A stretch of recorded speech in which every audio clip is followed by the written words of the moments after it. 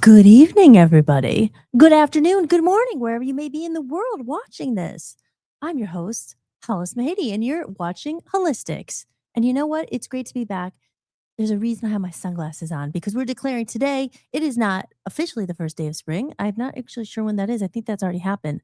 First day of summer, I believe, is June 21st. Is that the equinox or whatever it is? But I am celebrating today because I can finally wear my sunglasses. And yes, I don't wear them in the house all the time, but I do have a beautiful balcony out there and it's nice. I got a new chair and life is good. Life is good. And I wasn't technically gone for a couple days last week. Well, I'll explain. We'll get into all that. But it is just nice to be back and live because what I meant when I was gone, I was playing replays. So I was still here, but I didn't really like playing replays. But sometimes things beyond your control happen and you can't always go live. I did plan to go live. I brought my microphone and I had my roadcaster, but my camera was not connecting to my laptop and all that stuff. So I ended up replaying some stuff, but that's okay because at least I was here. But I don't like doing that. So now I'm back and I'm here. I promised to be consistent, to be here every night at 7 p.m. and I'm here for you. And it was really nice. Um People were asking, "Hey, are you going live?" A couple of my wonderful dear friends in the chat room over there. I see a couple comments. We'll get into that in a little bit. We'll say hello to everyone in the chat room because it's so much better when everybody when people are here and tell me what you've been up to and spark a conversation. But yes, so my point for wearing the sunglasses to begin with is we're celebrating. I'll get into the title of the show tonight of what I put up for my title there because I am renewed. I am fresh. Sometimes you need a break, but too long of a break. It was something it wasn't totally planned. I was gonna, like I said, bring my stuff and go live every night, but circumstances didn't allow. So I said, you know what? It's Monday. We are back in the swing of things. Happy Monday, everybody. But yes, so I'll take the sunglasses off just in case anyone is wondering who I am under here. We got the lighting. I forgot to look at the light there. It's a little bit bright, but that's okay. You guys can see me all right. But yeah, it's very exciting. It's a new beginning. People are like, "Wait, is it a new beginning for you? Why is it a new beginning for me?" But sometimes when you go away and you go back to where you used to live. Where I was away to was I was in Scranton, Pennsylvania. That's where I'm from, and I went for Easter last week. So the last time I was actually live was last Friday for TGIF Fridays. That was a great show. I actually forgot to upload it onto my website because I'm very proud of myself. After every episode I go, I do the song and dance, literally make sure I upload it there. And I'm very proud of my website. In case you don't know, my website is hollismahady.com. If you missed any of the episodes and you're like, who is this girl? What is she about? You could see some of my earlier episodes. I'm on episode technically new episode 16. So 16, almost 16 podcasts after tonight in the bag. And I'm proud of myself.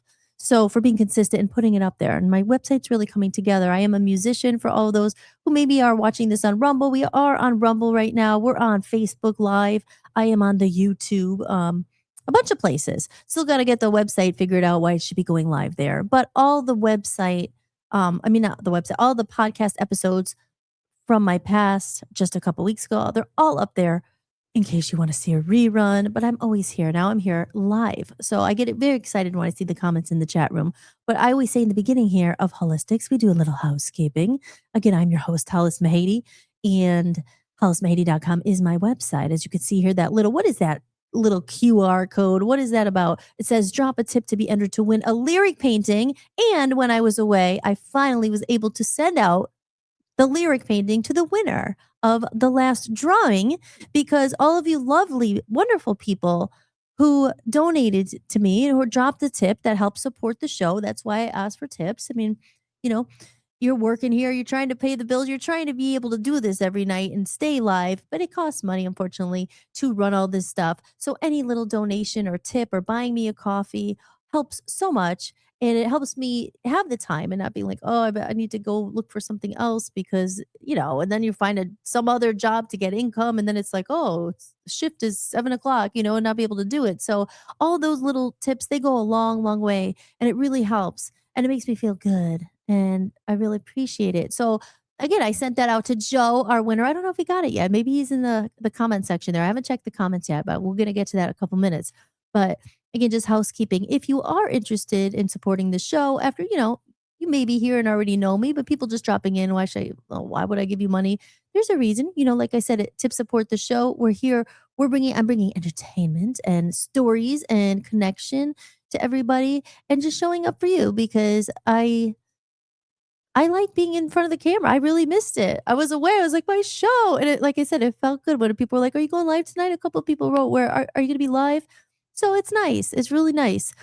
So, yes. So there you go. The goal, we are at about, so I said, when we hit the goal of $100, I will do another lyric sheet giveaway. And when I say lyric sheet, I'm a musician and I've painted all my song lyrics on canvases. They're really nice. They're signed. I have my little bag and personally, with love, send them out to you.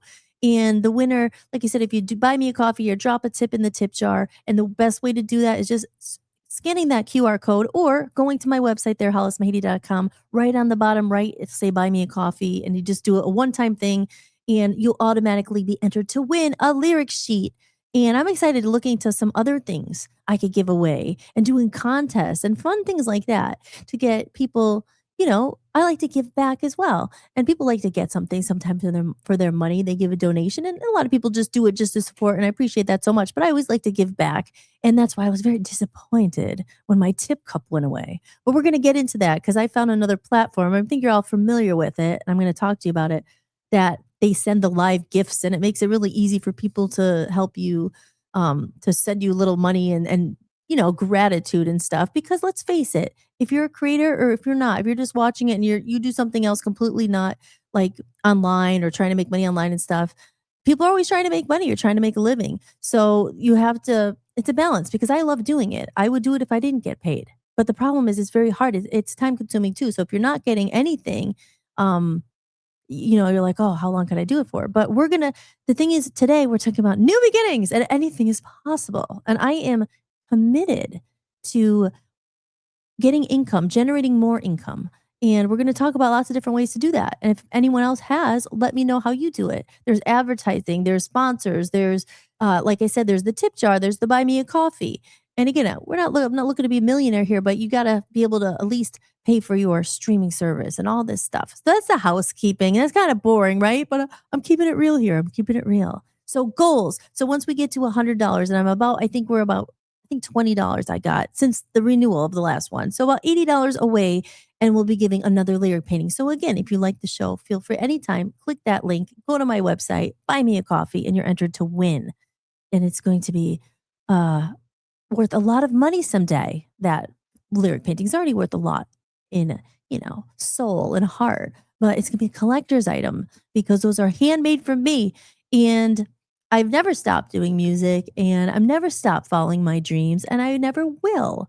And sometimes when you get reminded of that, and that's the episode name and the title of tonight, of remembering who you are, because sometimes you have big dreams. I think a lot of people have dreams, and I am a big advocate here of, I hate when people give up on their dream or whatever it is, their passion. So I'm always here to say, I'm living proof that you're never too old, and you can follow whatever it is. If you're never too old to start a business, you're never too old to start again. And take it from someone who has started over more times than I'd like to admit, more times than I wish I ever had to. But what's the option, right? You keep going forward. And I always talk about failure, and is it really failure? Is it success? Is it teaching you lessons to try it again next time and learn more?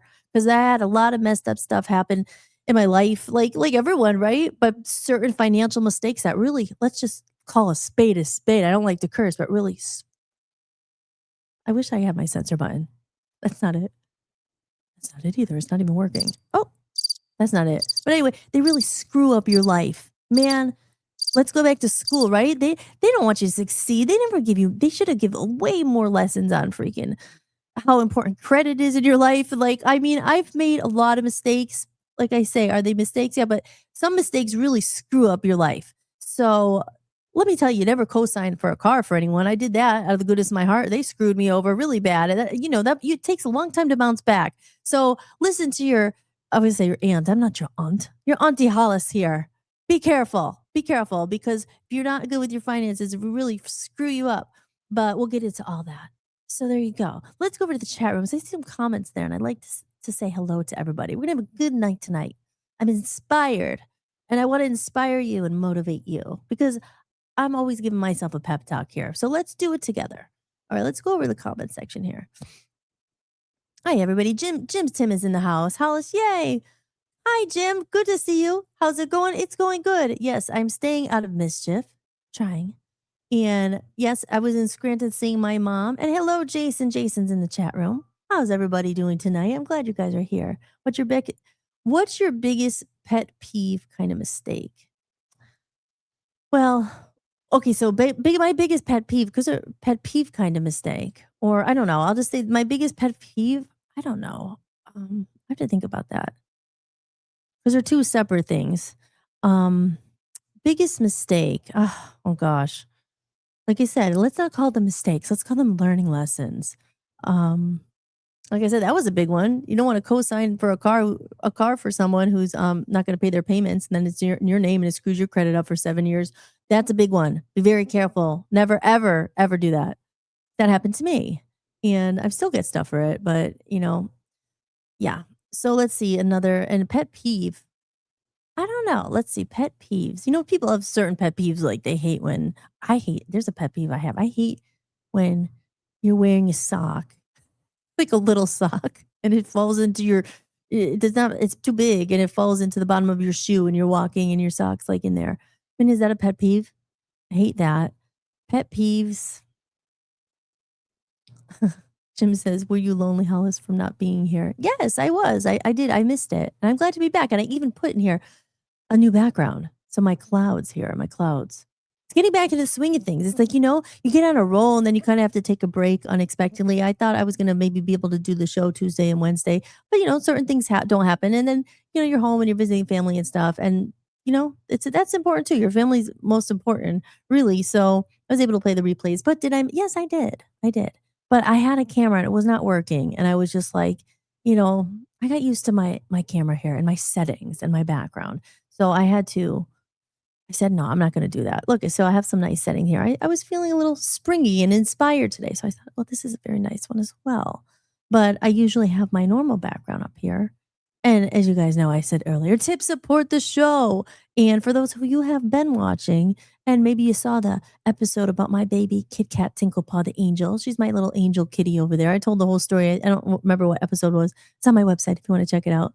It's a beautiful story, and I have there. And it said this show is always dedicated to the ones we loved who are no longer with us, who are watching somewhere and watching out for us. You're always in our heart. So this is my background, but I just wanted to switch it up a little today with my clouds, and it's just a nice vibe. I'm feeling very springy and everything.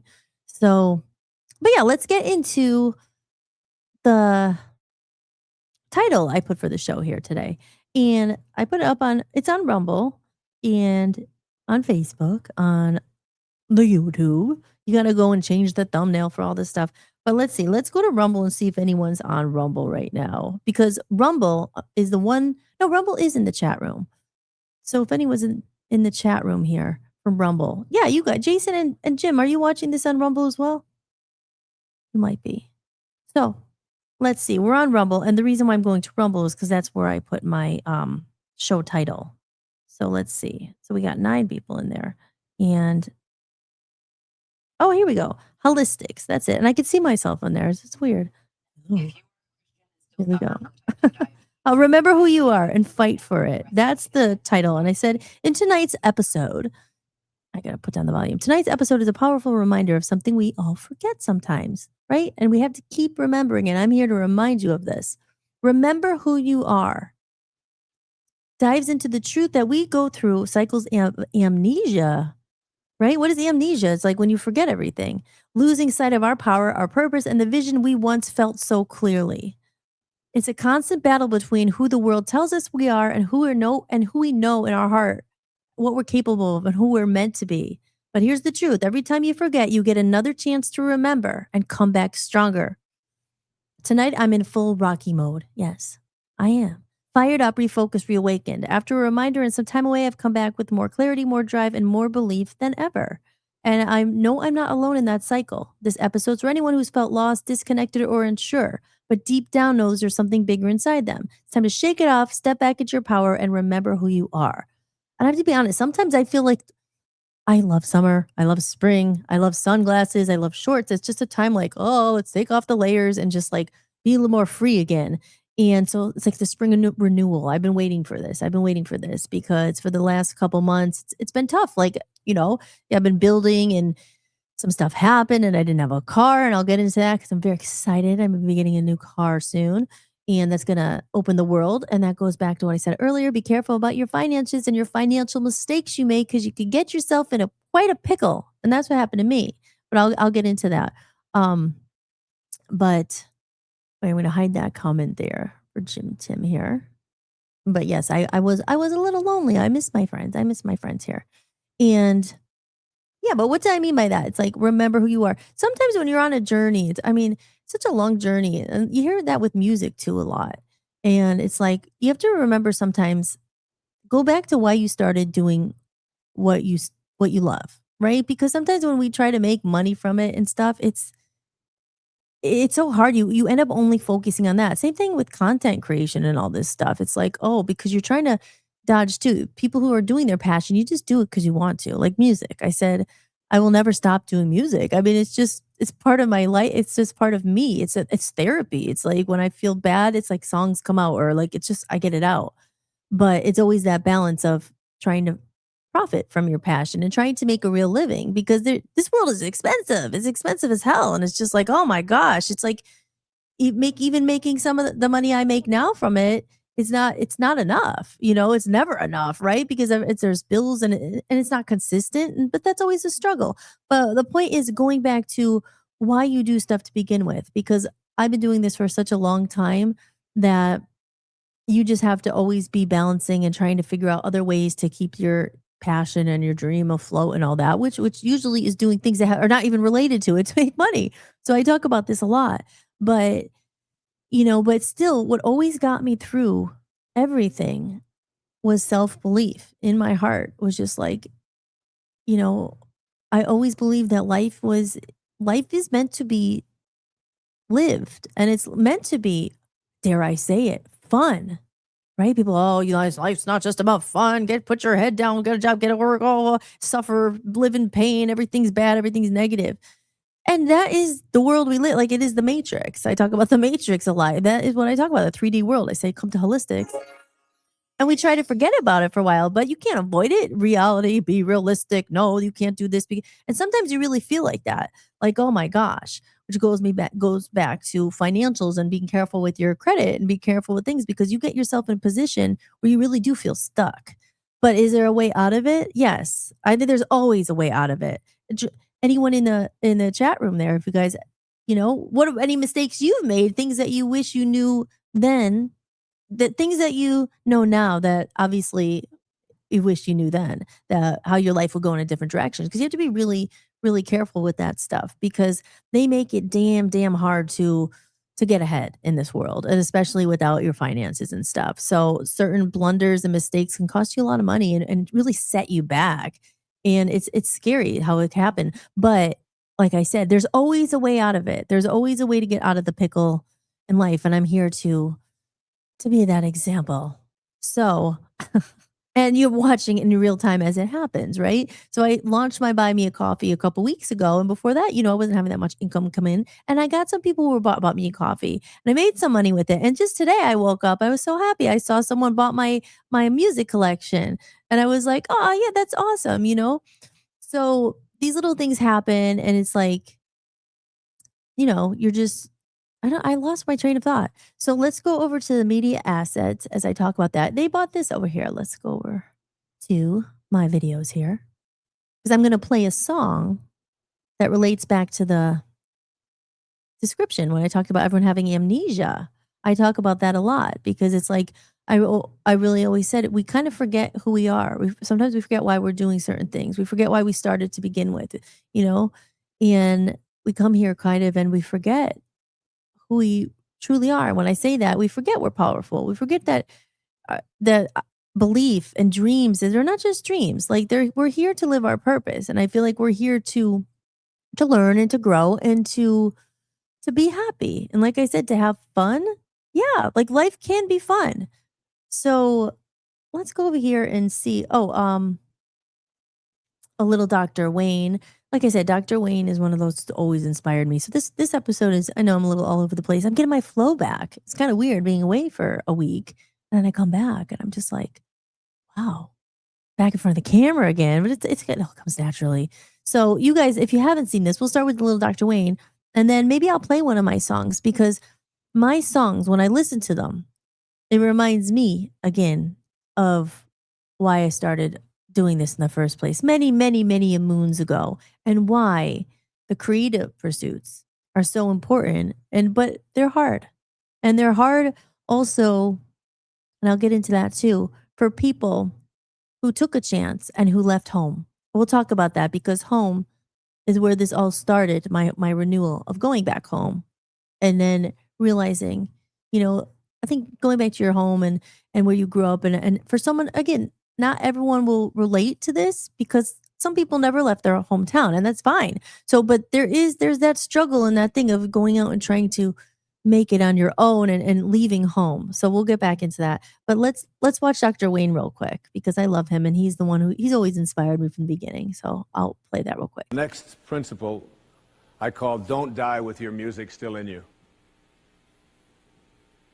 And who better to quote than Thoreau right here in Concord, when he talked about some of us hear a different drummer, and we must march to the music that we hear.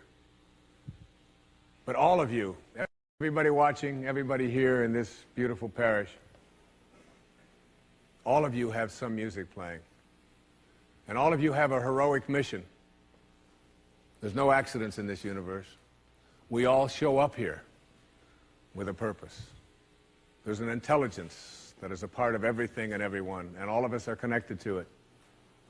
And too many of us are afraid to listen to that music and march to it. You out there, I know you have a book you wanted to write. I know there's a composition you wanted to compose. I know there's a song you want to sing someplace. Maybe you want to raise horses out in Montana. Or maybe you want to open up an ice cream shop on Cape Cod. Who knows what it may be. Maybe you just want to travel and see the world. Maybe you want to go into a relationship with someone, but you've been afraid to, but your heart says it's the right thing to do. All of us feel something. And in Leo Tolstoy's famous novel, The Death of Ivan Ilyich, he asks this question that would be terrifying to me. He says, as he has his accountant from Moscow lying on his deathbed, contemplating the horror of this question, what if my whole life has been wrong? I've known what my music is. It's playing right now.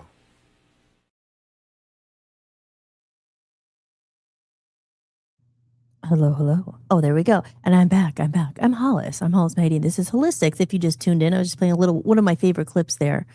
But what I was thinking, this podcast is a lot about, it's all over the place a little bit, but it's okay. We're getting back to the swing of things here. But goals and things, when he talks about the music in your heart, for me, it literally is music, because I'm a musician. I've played most of my life. I just wrote a song today because I was inspired. And people in the chat room, anyone watching this, do you feel that? Like, let me know something that you want to do. Maybe something you're working on. Maybe something you've always wanted to do, but you haven't taken the steps to do it. You're like, I wish I could have done that. And because I love to see, because like I say, this podcast, I'm the host, so I'm here, the one talking, but it's not just about me. It makes it fun. I want people, let me know if you had a goal that you've always wanted to do, or something, whatever it is. Maybe it's writing a book, or like I said, or maybe it is playing an instrument, or whatever, like, I'm trying to think of other things, like starting your own podcast. That could be something. Like, what is it that maybe your goal is? Because I'll say my flat out goal right now, after all these years, and I'm tired of it, is like, and you hear about everyone, you just need to monetize, just monetize your content. Well, we're going to do that. And you're going to watch my journey in real time. And we are going to monetize the crap out of this, because I see a lot of other people bring it rolling in the dough, and I don't know how they do it, or maybe they're just saying that, but you hear that on YouTube. You could be monetizing. Why don't you get on TikTok and monetize and do that? Well, if I knew exactly how, I would be. So my biggest thing right now is my buy me a coffee, and I said there's those little tips on the tip jar that I had here, but it's a big pain in the butt and it's not working. The things where people drop the coins in.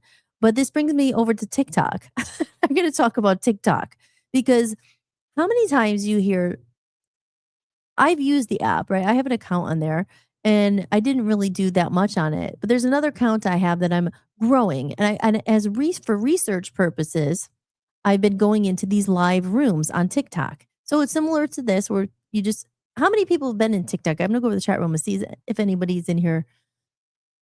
Oh, look who Gareth to the room. I would say mistake I made was expecting give and take with my employers. Sadly, you're only a number. Gareth, I feel you. I feel you. Right now, my husband and I know he wouldn't mind me saying this. He's looking for a job. He's unemployed right now, and they after 6.5 years, they just fired him, or they said they eliminated his position. They terminated his email like for no reason. They didn't give him any reason why he was fired. Like they've been horrible to him and expecting give and take. I understand that, Gareth, 100%. And Gareth, I don't know how long have you been here, but I mentioned you earlier, not by name, but I said someone really brightened my day and made my day today. And because I saw your name there, number one, and I recognized the name right away. I was like, oh, I remember Gareth from the UK. It's been a while. And he had bought my music collection there because you had, and I said, I was surprised because I was like, I know he already has all of it because I remember you were a big supporter and it meant so much to me and it still does. And he had it on CD, but he said he wanted a digital copy of it. And I said, and he bought it from the Bandcamp, which I know I still have, but I haven't updated in a long time. And that's why I wanted to make sure you got that link to all of my music collection right there because I'm selling it. I'll play the commercial in a little bit. But I'm glad you have it. So welcome everyone. Let's give a little round of applause. I love Gareth. Thank you so much for being here. And I'm glad you found it. Where are you watching from? Okay, you're on YouTube, it says. Here, I like to give a round of applause. And I didn't do that yet. Round of applause. Thank you for your support, Gareth. Always. Thank you so much. And everyone here, I forgot to do it today, but I always say if you're in here in holistics today, sometimes it's just getting through the day it's a good goal. You know what I mean? Sometimes it's Monday, people are going back to work and I'm here to kind of like I said, just be a couple minute or a couple hours because I tend to talk a lot, but just give a break. We forget about the matrix for a while. We have just I always do my sound effect.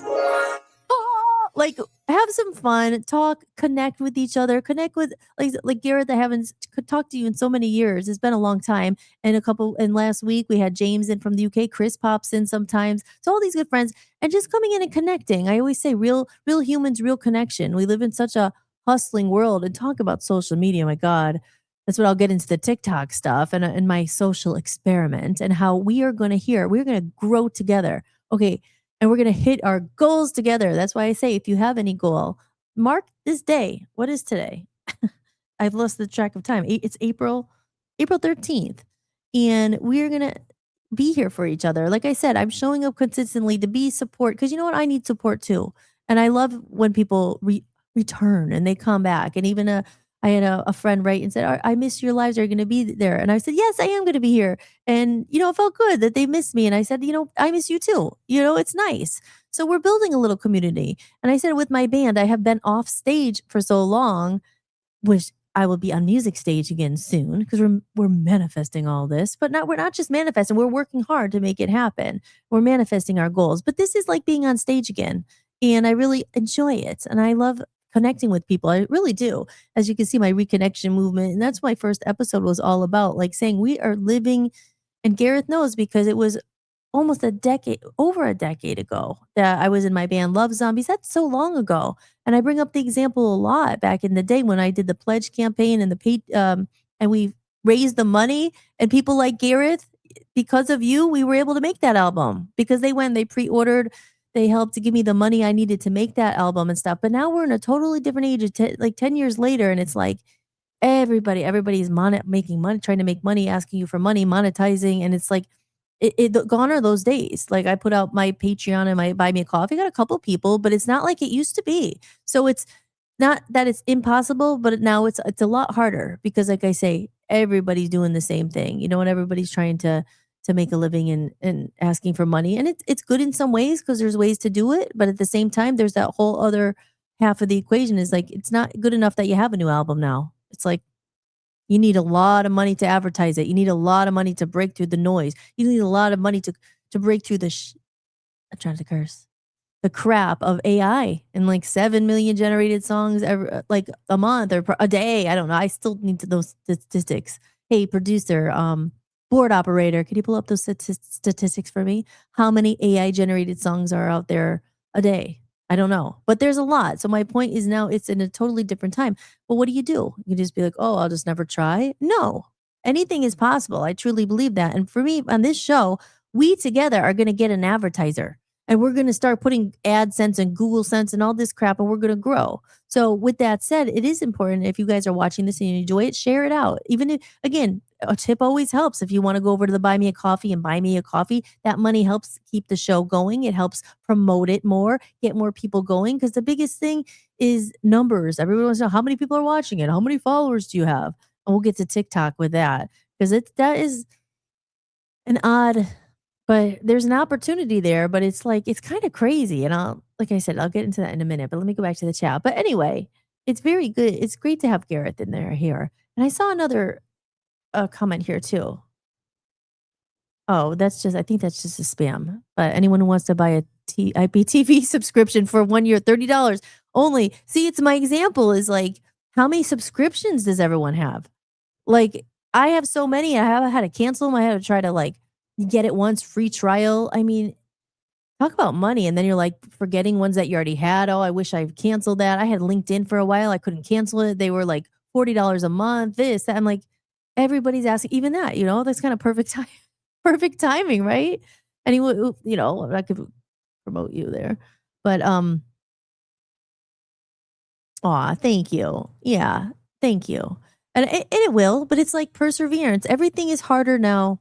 I feel that it was. I mean, I think it's always been hard, but there's just so much competition out there, and people, gosh, watching it, what he has to go through. People are just crap. They are so rude. They say they don't call him back. Like there's been many interviews. He almost got the job, it seems like. And then it was like hit between him and one other. And of course he didn't get it, but they're liars. They say, I'll call you back. I'll let you know. And then they ghost you. Like there's no, it's just like the way people are, it's sickening. And not everybody, of course, but it's like, that rule, do unto others as you would want done unto you. You know what I mean? There should be some kind of a rule that jobs have to, I don't know, and candidates who take their time. And I'm talking interviews. It's not like he's interviewing. There's nothing wrong with a job at McDonald's. There's not. I mean, anything you could take. But this is someone who's had 25 years of experience. These interviews are hours long, and he's dressing up in a suit. And then he goes to the next interview, and the fourth interview, and the fifth interview. And then he didn't even hear from them. They ghost, yes. Do you know why they ghost? I don't know. I wish you tell me. Got stuff to do. They ghost you.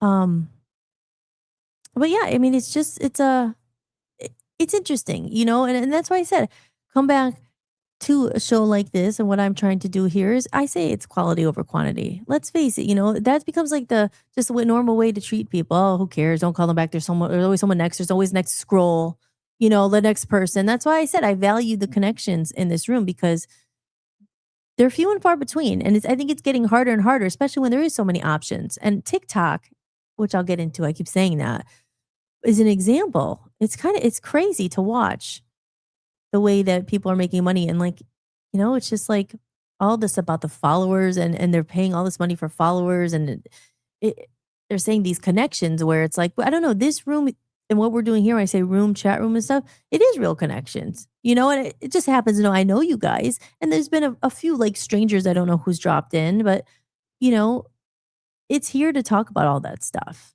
But yeah, so again, it's great to have Gareth in here. And let's see. I'm going to go over to my media assets here and play a few things while I think of it. So actually, out of the blue, I started getting a headache, but I don't know.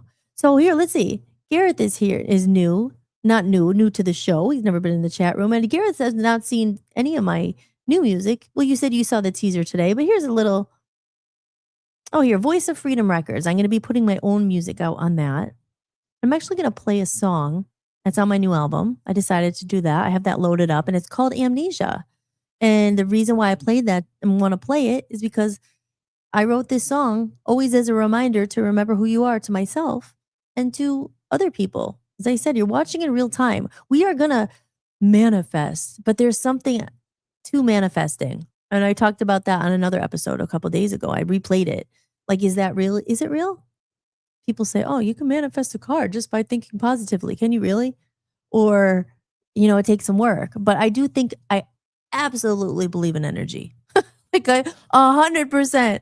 I believe that there's dark forces working against you sometimes. I believe that bad energy attracts bad energy. I believe in positive energy and positive thinking. I do. I don't think that's enough sometimes, but I don't think I also am not into people who are like, just think positive and are like lazy and are like, oh, it'll just come to you. I don't know. I think there's a balance. And this show talks a lot about it because I'm not like here, like, oh, just watch my course or learn my course or buy my product. I'll tell you all the answers. I don't have the answers. I wish I did.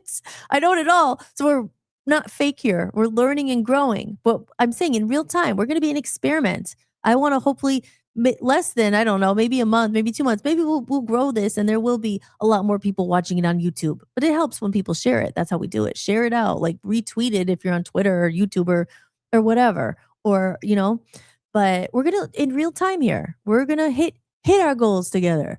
And that's what it's about. So let me play a couple of these commercials here, just in case you don't know where you could support and you're enjoying the show. Are you enjoying the podcast? If you'd like to support what I'm building, you can buy me a coffee.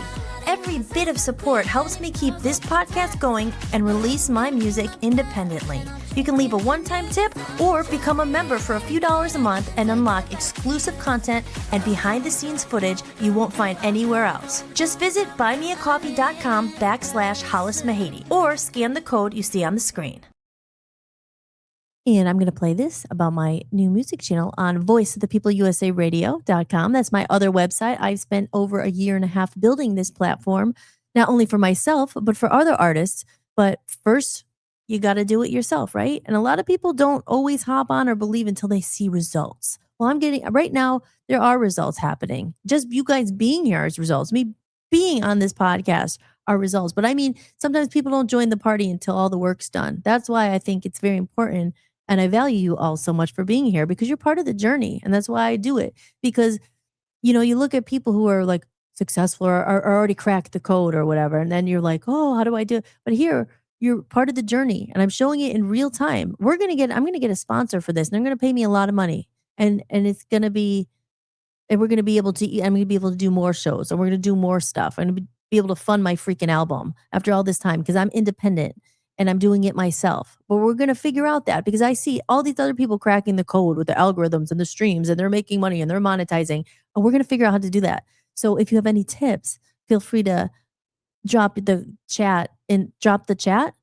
comment in the chat room if you've got any tips. But we're figuring it out together here. And I'm an open book. I'm honest. I'm just like, oh, I have so much songs, so many music, and a book, and I have so much stuff. I have a Love Zombies kids book written. I have an audio book.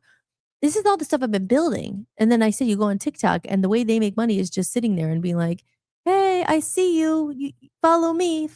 And they're sending them money. And it's like, it's crazy. It's a real weird world. So we are going to do what's it called? A real-time experiment and project because I got myself a TikTok account and I want to see if this stuff works. It's all about the TikTok shop. I don't care. You need the money to fund your dreams. So you're not even your projects. I need to get my album out there and it takes a lot of money to advertise. And unfortunately, I spent a lot of money on making the album. I paid for it all myself. I've done this all myself. All this equipment I bought, everything. And that, so now we're going to figure out how to monetize the crap out of that. So I'm sick of it. And we're going to do that together. We're going to do it here. So let me play the music channel. The music channel on Voice of the People USA Radio and Television Network. This channel exists to spark a revolution, to shine a light on the undiscovered talent and hidden gems of a new era in music. Built on a foundation of truth, freedom, and fearless exploration, our network gives a voice to artists without compromise, manipulation, or censorship. This is the home of Voice of Freedom Records, where we protect and nurture the hearts, dreams, and visions of our artists with unwavering integrity. Born out of a deep need for something real, we are the alternative. a platform where true musicians and creators are celebrated without strings, without gimmicks, and without selling out. In a world oversaturated with noise, manufactured fame, and artificial voices, we choose quality over quantity. We stand for the real. Real music, real stories, real souls. Not robots, not algorithms, not empty trends. Here, music is sacred. Here, every true voice matters. And here, freedom sings.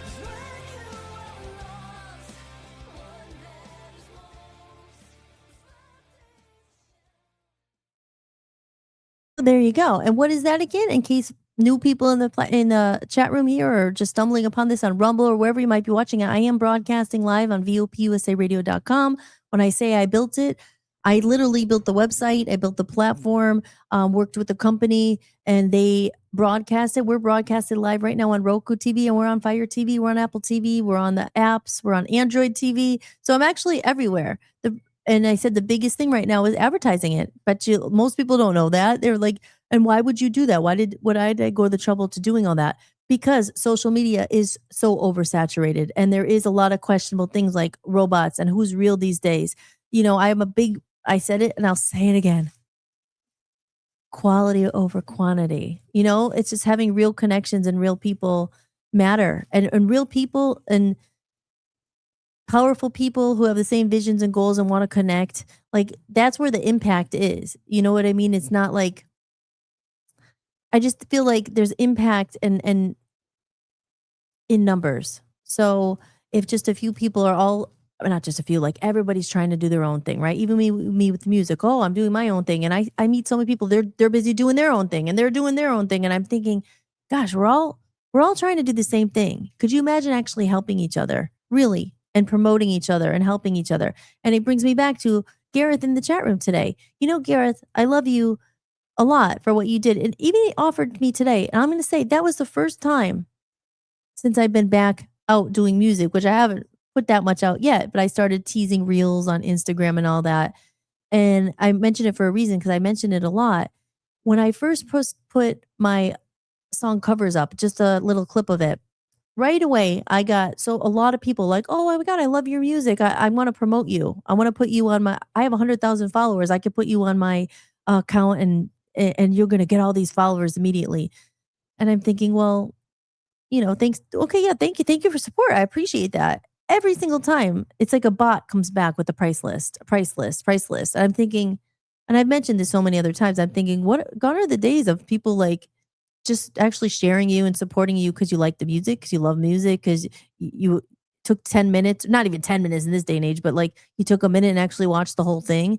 So what Gareth offered today, he said, I have a website. You will put your press release up or whatever when it's ready, or, promote you. Thank you. Thank you so much. It's like, people don't do that anymore. It's always like, well, what can you do for me first? It's like, do you actually even listen to music? Do you care? It's all about, what are you going to pay me? What are you going to pay me? And I get it. I say all the time, yeah, everybody's trying to make a living. I get it. But it's like, it's very disheartening sometimes. And about a week ago, I remember having the one day I woke up, I was like, oh my God, like the street teams, when people just cared and loved music. I mean, we're living in a different time, and I'm navigating those waters right now in live time. It's like, reaching back to some of my old fans from the UK who remember Love Zombies. I know I'm doing something completely different now. Not completely. I mean, it's still my voice, and there's still, my music. There's some rock in there. It's not totally different, but it's a different landscape now, and it's just not the way it used to be. People, you don't have to pay people to care. I just feel right now you have to pay anyone to care anymore. And I don't know, or you have to get advertising and tell people like why you should like it. So it's like I'm here growing little by little and just meeting good people, and like I said, quality over quantity. Oh, and Jim says, thought you and Dan built it. Yes. Well, when I say built it, so Dan is the one who obviously for 20 freaking years, he built the underground following of everything he has. But when it comes to technical stuff, Dan's not the greatest at it because he's busy doing everything else. So when I say the technical stuff, when I built it, yes, it was like making every video, every thumbnail, everything you see up there, like graphic wise and everything. When I say I built it, yeah, that's what I mean. But yeah, I mean, I couldn't do it without Dan. I mean, it's his idea, and I ran with it. And I said, you know what? I always wanted to do stuff with music. It's all connected. So yes. And Jim Tim says, I gave you the headache, Hollis. Yes, I have my headache. No, you didn't. I think it's because I didn't eat anything today. Um, and Jim says, anyway, hopefully that's I is gave you will help you. Yes, thank you. And another one from Jim Tim today. He gave us a lead and said these people might be interested in connecting or something. And I really appreciate that. And that's just out of the goodness of you guys' heart. And that's like I said, it's just it's you miss that sometimes in this world. It's like, especially trying to do this music stuff. It's like, oh my gosh, just you have to pay people to care, and it's makes me sad.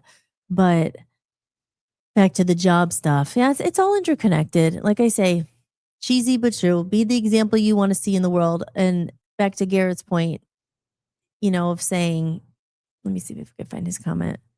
He said, mistake is expecting give and take with my employers. But even just give and take in life in general, right? Like you feel like you try to do the right thing, you give, you I'm not saying I'm some saint or anything. Like, oh my God, I can't believe, but it's just like you expect you would never treat someone that way. And you would hope that they wouldn't do that to you, especially when you do. I've had that with jobs too. You're a good employee. You go above and beyond. I remember this one guy I worked for. It wasn't part of my job, but I made videos for him and I made all this stuff and went extra to show him like, oh, I'm valuable. And they just toss you out. Like they don't care. You know what I mean? And you think I would never do that to someone else. That's why it's like I would love to have a business. And if I ever had my own employees, I would so treat it. That's why I'm starting Voice of Freedom Records, treating people the way that you would want to be treated. I would never treat people the way that we've all been treated, the way not calling back. Hey, that's life. You know what I mean? There's a lot of competition. It's not about not getting the job. Hey, rejection, there's other people, that's all fine. But it's just the way, the humanity, like none left, like the way you treat someone and actually empathy. There you go. There's the biggest one. Sitting in someone else's shoes.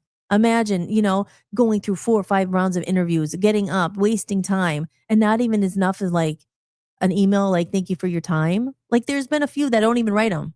And he has to like write them. And then they maybe they get some stock response back. But, it's just empathy. It's missing. It's missing. It's missing in this world. And we're going to change it here, one person at a time here on Hollis-tics. So that's what this is about. We're just connecting. We're connecting. Maybe I'll play my song here. Let's see. Oh, Gareth says, my friend Dom, it's his website. He has reviewed music for years for free. And this website 7 years ago, all for the love of music. Yeah. See, I always say, you living in the UK, you guys were the best. I say that, Americans, it was just something really special there. I'll never forget that. I was always like, with Love Zombies and everything, you guys really cared. You loved music. You supported, and it's not, you do it for the love. Like I said, why you do it? Yes, everybody, especially musicians, but I would talk about this a lot again. Musicians don't do it for money, but after a while, you're like, oh, you can't do it because of money. I mean, that's it, right? You can't do it full time. Even me, it's been just a long freaking journey. And I talk about all the time. I could have given up. I could have never done music again. I'll just throw the towel and get a real job. My episode 2, when some jerk said, why don't you just get a normal job? I'm thinking, you say that to someone creative.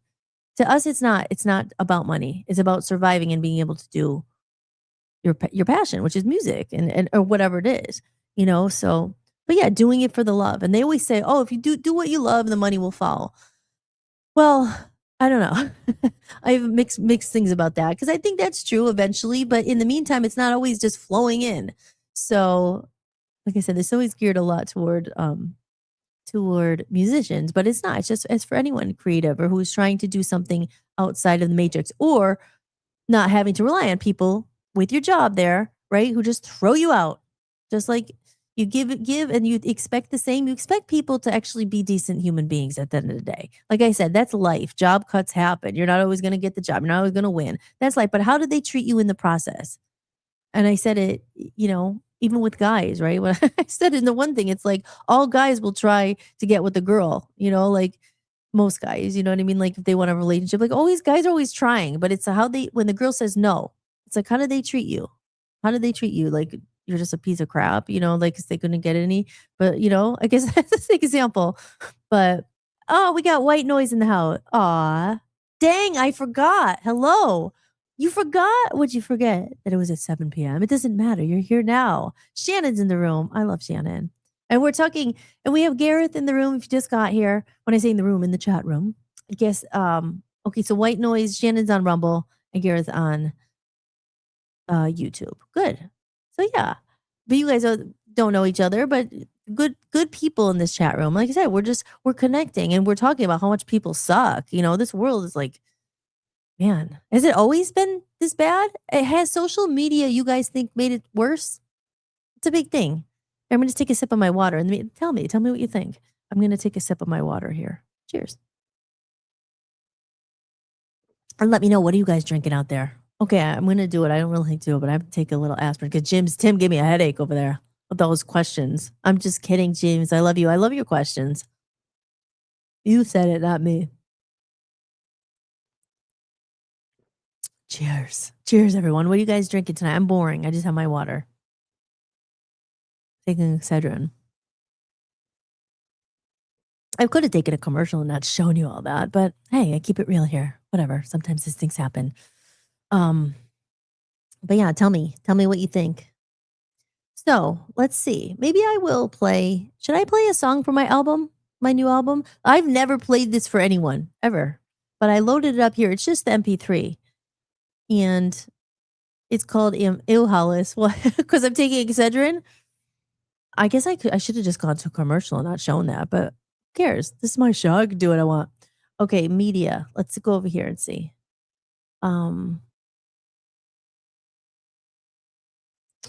Okay, there it is right there. So I don't know. You guys want to hear a song, some music?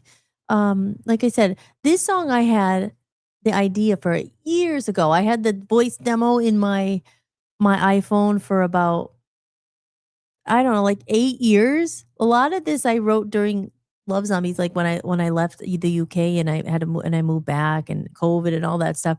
But amnesia I had for many years because I always said, it's like we come here to Earth, right? Like, here we go. Here gets the weird parts. Almost like we come to Earth and like little scattered like rats are like, oh, like we forget. We forget, why are we here? I always say the biggest reason we're here, again, this is my opinion. Maybe people don't believe this. I feel like we're here to love each other, to connect. Now that seems like, oh yeah, right. Love each other. Yeah, right. Like, look at this world. Like, what the heck is this place? We're here to love, grow, learn, experience life, and connect with God, connect like your higher self and have a human experience. We're here for, that's my vision. To me, that's why you'll hear me say, I don't give a crap about material pursuits and all that. Yes, making money, sure, to survive and to buy the stuff you need. But I never really cared. I don't care. You want the basics. Yes, I need to get a car and I'm excited. It's happening soon. But why are we really here? Is it just to like get followers on TikTok, scroll, make money, buy stuff and die? It's just, I say the same thing. We're here, like, I feel connections. We're here to family, all that stuff. We're here to enjoy life together. And it's just become like this hustle, the rat race and all that. And it is, but I could get really deep in this stuff about like it's done to us on purpose instead of being stuck in the matrix, but all that stuff. But I always said, like, we come here with the amnesia, right? Like, and I feel like people, myself included, when you hear people say, what's my purpose? What's my purpose in life? I have a song called Purpose. I was always like, what is it? And I said, just because I was, sing since I was a young child.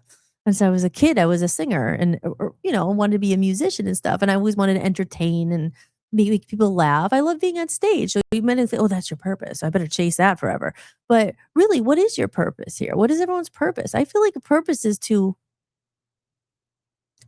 find yourself, like love yourself or grow or have like relationships, treat people good. I mean, is that too Sesame Street woo woo? Like, oh, like, sorry, I don't know. My purpose isn't here to get 80 cars and stab everyone else in the back and not call someone else for their like treat you like crap so I could get ahead and step on you. It's just like, yeah. That's Shannon says, White Noise says, yeah, it made it worse. Technology has destroyed souls. Yeah, I mean,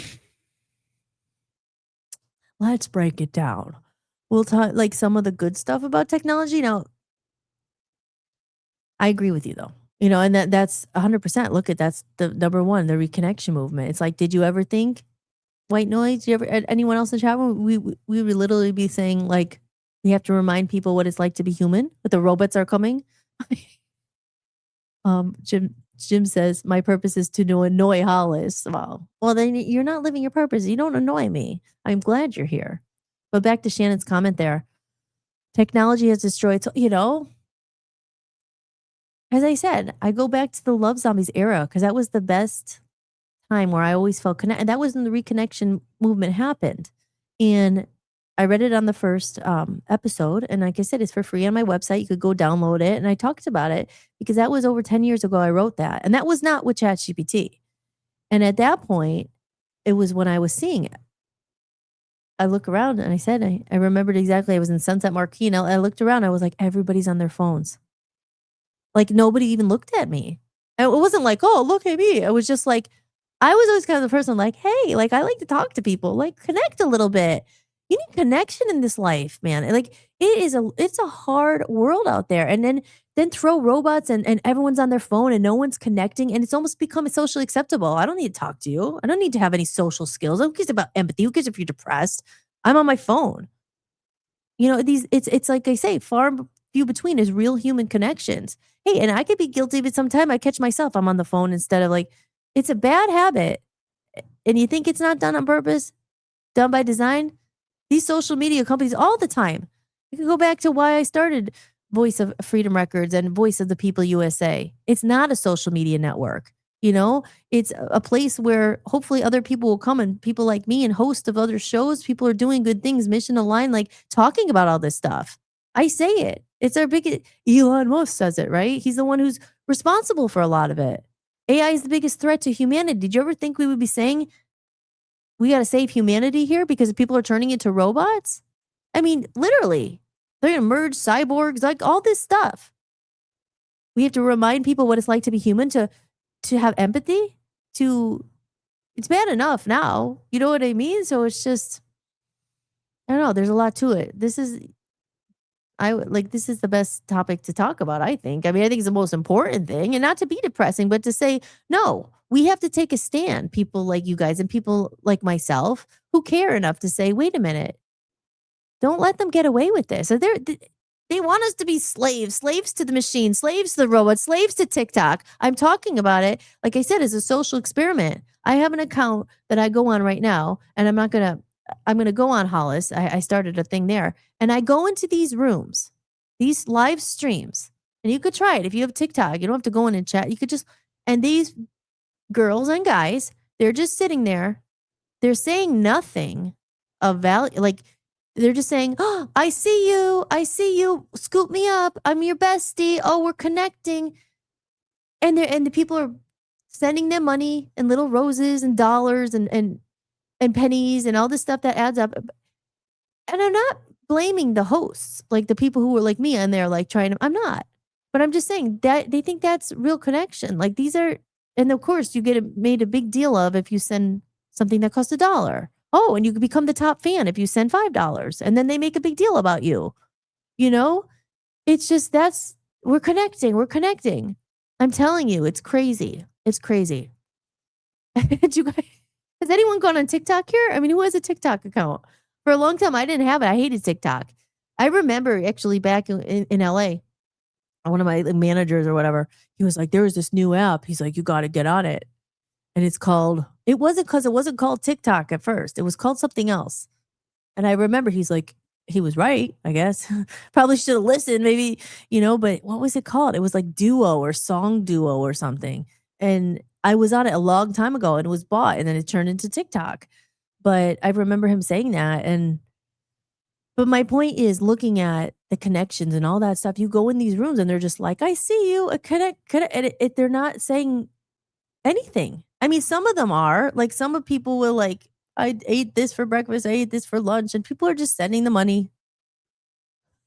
Gareth says, totally agree with white noise. When I was working when I was working, me and my friend would be the only two having conversation and break. The rest of the canteen, no talking, just scrolling on their mobiles. I know. I'm just sitting here. I'm not like not like in silence, but I mean, you know, you know, you know, it's the truth. And like I said, that was 10, 15 years ago I wrote the Reconnection Movement. And Gareth, if you were interested on the first episode I have ever done of this podcast, this is what I was all talking about. And like I said, I had put it out in the UK and someone named Chris from As Tall as Lion. And I always say As Tall as Lions. No, Lion, that's another band. He has a song called Lions and his band is called Must Kill Chris. Maybe you know him. I mean, we probably crossed path if you were at one of the shows. But he helped me do the little logo for it. And it was literally the computer. I have it here. Let me show you. I have it. Let me find it. Right here on it's my other background I usually use. I'll put it here. Here, let me go back. Get that out of the way real quick. Comment. I'll put it back in a minute. Right there, the Reconnection Movement. It says real humans only. It's kind of small, but I remember saying to Chris, I said, can you because I learned since how to do a lot of it myself on Canva. It's the best thing ever. If it's just it's a great tool. But anyway, I didn't know how to do any of that back. And I was like, oh my God, I don't know how to do Photoshop and all that crap. And he was great. He did it. And I was like, I can you make something where it's like unplug from the computers and each other and connect back to the earth? I said something, because it was disconnection. I was like, even back then, it's gotten so much worse. It's so much worse. And now the threat of AI and like even the thing not having jobs all in 5 years. If you don't get to know AI, like you're not gonna have a job and you better learn AI and right. I just feel like I'm not going that much in depth in it because we talk about it a lot, but you guys maybe weren't here. So it's the truth. But I remember saying, can you, and it's a little bit small right there, but it's unplugged. There's a computer and then there's people standing on the ground with grass, because I always talk about connect back to the Mother Earth. And listen, I'm not going to lie. I feel myself stuck in it sometimes because you have to be on. Do you have to be? I guess you don't have to do anything, but there's not a choice anymore for people trying to make any kind of money. You can't not escape your freaking phone. And this is not a mistake. I use the example. I love Kiefer Sutherland because I watch 24 all the time. And I saw he's a musician as well. But he put something like, I don't have email and I don't want to just be tied down to a computer. And I'm thinking, well, yeah, I mean, that sounds pretty great. But you are also financially stable. I mean, he's a million. He could do it. He didn't have to do it. Most people are trying to sell crap on freaking Amazon or what's drop ship delivery or make money like on TikTok. Hold on 1 second, guys. Let me just do a quick break because this light is in my eye. I think now I'm realizing what gave me a headache because it's literally glaring right in my face. Hold on. Let's play a little thing about why it's important to support artists. And then we'll come back and talk more about my favorite subject, which is this. Because we're here to connect. And we're going to also talk about the recreation movement. And that's what we're building right here, right now. It starts with a couple of people because we're not alone. There's a lot of people, and I always say it's my age or older, who really, really feel it. We're in the split. So we got to fight for it. We got to fight to keep humanity, to keep connection, to keep each other. And we're going to work on that. So hold on, let me play something and then I will adjust my light. That's definitely what gave me a headache. All right, be right back. When you're truly independent, creating music isn't just art. It's devotion. It's late nights, long days, and pouring your own time, energy, and money into something you believe in. Something you feel called to bring into the world. Right now, the world is overflowing with content, music everywhere, so much of it generated in seconds by machines. And somewhere in that noise, real artists are fighting to be heard. The ones who spent years learning their craft, the ones who turned their pain into songs, the ones who kept going when it would have been easier to quit. Most people scroll past without thinking about the soul behind the sound. But if you ever find music that moves you, that heals something in you, that makes you feel less alone, remember, there's a real person behind it. Because good music isn't noise. It's something sacred. If you discover music that speaks to you, support the people who made it, if you can. Hey guys. Oh, that was appropriate commercial play. That, because we're talking about music and machines. And I made a video. It's on my thank you. My executive producer came to see if the light's okay. And it's better now. So thank you. Thank you. But yeah, and that's the thing. And especially having Gareth in here, I love love that you're here, that you're in here for many reasons, but because you remember like the whole era of the music and everything. And even your friend doing it because you love it. I could get on this. We could really get into it. It really pisses me off that they've hijacked music like this with AI and everything. I say it all the time. Music is an art. Music is medicine. Music is healing. Music saves people's lives. Like what's sometimes the one thing, even today, I wrote a song. It was just so like or an idea for a song. It's so healing, and then the fact that they want to come in and it's always been like this with the music business. There's so much. I've done a couple other episodes. The one about Badfinger and everything is up there, my past episodes. But the fact that they come in and it's always been hard to survive as a musician. Even people, like I said, there's always the ones who make it big and they have the millions, and then there's ones who could make a living. We don't care. We do it because this is our lifestyle. We're not in it for the big bucks. Like most people, you want to go and try to because it makes life a lot easier when you have the money. But at the same time, most people my age who are still doing music, even whether it's at night when you get home from work or on the weekends, I pay money out of my own pocket for a freaking music studio. And because I have space to be loud and do whatever the heck I want. And it's my therapy. And yes, great, make money I got to make money to pay it, but it's like, it makes it even harder for people like us who have, and I don't mean just me. I'm not saying my music is bad. I always say this now, oh, buy my music, but I'm not going to give my music away for free. If people I'm not out there, I don't want to say the W word, but whoring myself, watch my music, it's like, I put a lot of money and my own money into it. I'm just going to give it away and be like, could you look at my music? Will you look at my music? But then you feel like, oh, how do you get it out? And you have to do this and you must put out 8,000 micro content, songs, and you got to compete against everyone on TikTok to see your songs. And, you say competing. I don't like to use the word competing, but it is. It's like you're competing against machines and all these other people who have decided they want to be a musician. They want to be an artist. Now, one, I think if you're a musician and you want to call yourself, you should know how to freaking play the guitar or know how to play a piano or know how to read music. I mean, no, I know how to read music. I know how to write songs now. It didn't happen overnight. Trust me. It took so long, to sing. If you want to call yourself a singer, it's not just a voice app that you're just talking to and it turns your voice into a singer. Like, I'm sorry, but those are the people right now who know how to monetize, who know how to do this stuff. And it pisses me off. It's like, that's why I started Voice of Freedom Records, is put my own stuff out there. And like I said, I'm not the end all be all, it's only me, but I dedicated my life to this. I've sacrificed. I have music equipment. I have stuff to show. Like I was out there. I recorded at Abbey Road Studios. I did a lot of stuff. It took a long time. And it's just they come in and they just make music a total commodity. It's like, oh, how much are you willing to pay? Like it's always been pay to play, right? Like at life, pay to play. How much money do you have? How much money do you have? Because there is a lot of people who are talented out there. And I say there's a difference too, though, between a musician and a singer and an artist. An artist isn't just someone who, decides they just want to do it overnight and puts on a hat and says, I'm an artist. It's like, it takes a little bit of paying your dues, I think, and saying, you know what, I've lived the lifestyle. Like it's not something you could just buy or just like fake. I mean, it's authenticity. You hear that in music and not just my music. I'm not saying my music, but you hear that in people's songs. Like I say, people who, actually it reminds me, the other night I went on Instagram and I typed in independent artists and I started looking at other artists and stuff. And there was one guy I found. I lie. He was so good. But he was older, and he was doing other things like not just music, but there was one he was painting, he was reading poetry. I mean, it was so good. And again, I'm not saying it's just you have to be older to be good. There are some people who are young, who are good and stuff.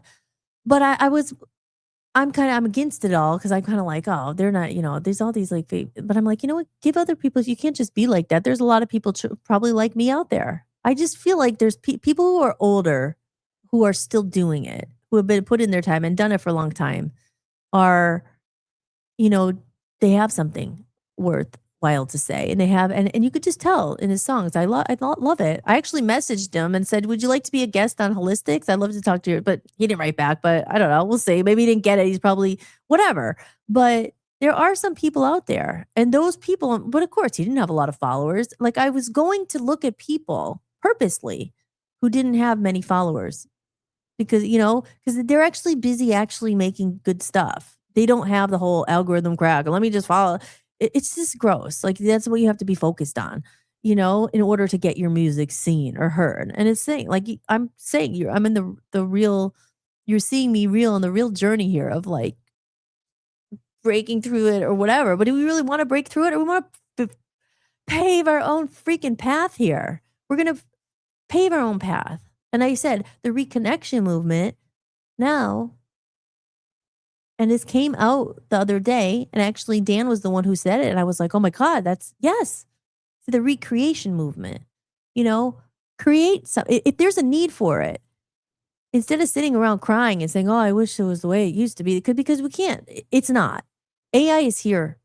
It is here. It's not going anywhere, and it's just going to get worse. But what can you do in the meantime? When people say, oh, the people just don't buy albums anymore. People don't buy music anymore. Well, like I said, well, then make music good enough and value yourself enough to say no. Make music good enough to buy. You know what I mean? It's supply and demand. That's why I get mad with this AI and the AI tracks and all that stuff, and competing against robots and all that. Because like I said, I use AI for something. I use ChatGPT all the time. I'm not going to lie. You know what I mean? It's clips and all this crap you have to do. You have to use it because you can't beat them, join them, but use their system build a system within their system. They force us. They're not going to force us to lose our humanity unless you let them. Sometimes you just have to say no. And like you said, some people, like you said, you're out and they're just scrolling. Like Gareth said here, they're the only two having a conversation on the break, because it's just like we have to give ourselves our own rules, almost like even here, I'll use my phone and stuff, but this is a moment to connect, to talk to each other and bring other people who might be feeling the same way in here and saying, they actually just connect, connect off of here. I think the other night, Aaron was in here and Chris, I don't know if they connected off a line and talked, but they're two great like musicians. And Chris is going through the same thing too. He's a musician. He's trying to get his stuff out there. And we're always saying like, oh my God, the problem is not even making the music anymore. It's like you make it and then no one will ever see it because the algorithm and all this other crap you have to deal with. So it's a crazy time, but we're just here to talk about it in real time. And this Shannon says it's also crazy. But that's the thing too. Now it seems like doom and gloom. Now that is why this podcast was titled Remember Who You Are. You don't have to play their fucking, oops, I said the F word, sorry. Try not to curse. This is my one. You don't have to play their freaking game. I'm just trying not to curse. You don't have to be sad. They want you to be. They want you to give into it and sit and think that there's no humans out there left. There's not. Can't say that. It's not true. 'Cause I'm one. I know my husband's one. I know a couple others who are connecting, and people in here have shown. So it's not totally true, but they want you sometimes believe it's all hopeless and no one's connecting and there's no humans left. There are, but it's become like not the standard. You know what I mean? Like the status quo. Like, oh, this is just how you. Who cares? Don't bother talking to that person. I'm on my phone. It's like it's acceptable. It's like, well, no. Then you have to kind of put your foot down and say, no, I'm not going to do that. And I have to do it too for myself. Like, okay, let's not have phones right now. You've heard of that about people going to dinner and they have to actually put their phone in the hat and not look at it during dinner. Because there's like people don't know how to connect anymore. Right? It's like there's a moment of silence. You're like, how do I deal with this? Because I used to drink alcohol a lot, I'll be honest, there was so much, it was just part of your thing. How do you deal with people? Then all of a sudden I stopped drinking and you're like, oh, because drinking is kind of like, oh yeah, it's easier to talk sometimes. And you get the and people are like, oh, even the most boring person becomes exciting because you're drunk and you're just like, you're lowered and you're like, oh yeah, now that's funny now. It wasn't funny like 10 minutes ago, but it's like people don't know how to like, you know what I mean? Like talk to each other. So my point was when I didn't have alcohol and I had alcohol for so many years, every social event, every birthday party was always just like, oh, you go talk to anyone. I got what's it called? The booze, the courage, right? There's a word for it. I was gonna say the booze balls, but that's not a thing. I just made that up. You get like the liquid courage. Oh, I could just go talk to that stranger now. I'm done. I've had a couple beers. You could talk to anyone. And then the next day, you don't even remember talking to them, or like, and you would never say it. People, I would never say that if I wasn't drunk. You know what I mean? Your inhibitions are down. But what was my point? Like back to with phones. It's just like, oh, I don't have to talk to anyone. I got my phone. It's, oh, I got a text. But now it's like, go just sit there in a room with someone, no booze, no phone. And you're forced to connect. I mean, some people you don't want it to talk to or whatever. You have nothing in common. But it's just like, and that's the shame of it. And that's sad. It's the hardest part about the generation is that they're not going to have these social skills, and it's up to people like us to remind them and say, wait a minute, no, like empathy means, you know, calling someone back. Don't just fire them or it's like empathy, human. But it's always been like, this is just a hard world. I mean, this is the way it is. Politics. Oh my God. That's why I don't talk about politics on the show. That's the most nasty of all of them. Oh my gosh. Politics, and then music business, entertainment business. I mean, this is just like, life is like, oh my gosh. They just are. I should play my song covers. That's what it's about. I mean, they'll spit in your face. They'll kick you down. I don't care. Put pee on you if you're on fire or whatever they say. I mean, this world is crazy. So it's like just meeting some people who are like, oh, goes back to the UK. There was a lot like good people there. Like good connections. And there's so many people I don't talk to anymore from LA. I have no friends from LA. Maybe one. Quentin wasn't here the other day, but he's not from LA. But I reconnect. He's great. I love Quentin. But just connections, just empathy, and not being so freaking fake. Oh, everything's great. Everything's great. No, sometimes not everything's great. It's not like you have to sit there and like cry about it, but or just be like, oh, everything will ever work out. Oh, everything, and just sit and commiserate and be victims and sob stories together. But at the same time, there's nothing worse when you're feeling like crap and people are like, oh, just be positive. It's all great. No, but how about be real?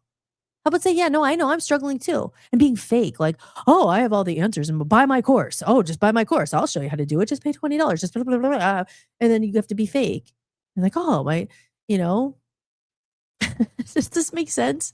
I don't know. Where's everyone in the chat? Is anyone still there? Yeah, thank goodness for music. And that's why, like I said, we fight for it and for quality music, and don't let them just say that music's a commodity. No, it's not. And people and real artists and people who have sacrificed, because we do it for ourselves, but you also do it for other people because we know how important music was. And I used the example the other night about Badfinger and told the whole story. I mean, those people wrote songs that I listen to now. They're just one example. Michael Jackson's another good. There's so many that have gotten treated so badly by the record companies. Like both of them committed suicide, and they've written songs like "I Can't Live." Like some of the most beautiful songs. Like maybe it's not your type of music, you don't like it, but whatever. The point is, most songwriters, they're writing from their soul, their heart, their God. They're so important to not just exploit, take advantage of. They died penniless, and they committed suicide. All because the manager took all their money and didn't treat them like humans. I mean, that's what you're saying. You just get thrown out. Like you're just another number. And that's why going back to amnesia. What is this life about? Purpose. Amnesia. We come here, forget. Not everybody, but you forget. We're not just here to make material possessions and treat people and hop on, climb the corporate ladder and stab this one in the back and do this. Like, ew. Ugh. But that's like, and then you feel like, oh, you have to play. Then the good person who does the right thing, right? You give all you can, you get thrown out, you give all you can. Even myself too. You try to do the right thing. Oh, I'm not going to sell out. I'm not going to take this. I'm not going to do that. I'm not going to just, be naked and sell my music. Like you do the right thing. And then after a while you get crapped on and you're like, wow, I should have just sold out. And that's why this is what happens. Then enough people are like, oh, maybe I'll just take the easy money. Maybe I'll just sell it. Maybe I'll do that. Oh, whatever it takes, because the good, nice guys finish last. Well, again, screw that. Padmore, we're going to say no. Nice guys, I always wanted to say, when does the nice guy win? When can the person who actually did the right thing get ahead? You don't see that as much, right? You always hear like, oh, it's the guy who freaking, I would never do that to someone. The guy who like screwed everyone over and stabbed everyone in the back and did that. And he's now the head of the company. No wonder he got fired. These are the people who are running the world. You know what I mean? It's like, oh, like I said, I'm just figuring out in real time here. Yes. Well, good. Thank you. Good. Garrett says it definitely makes sense, you know? Um, yes. Hey, big applause. Wait, I got to play my other applause sign here because it's not as good when it comes from the Roadcaster. That's my beautiful piece of equipment you can't see here. It's like a Christmas tree. It's all lit up. But yes.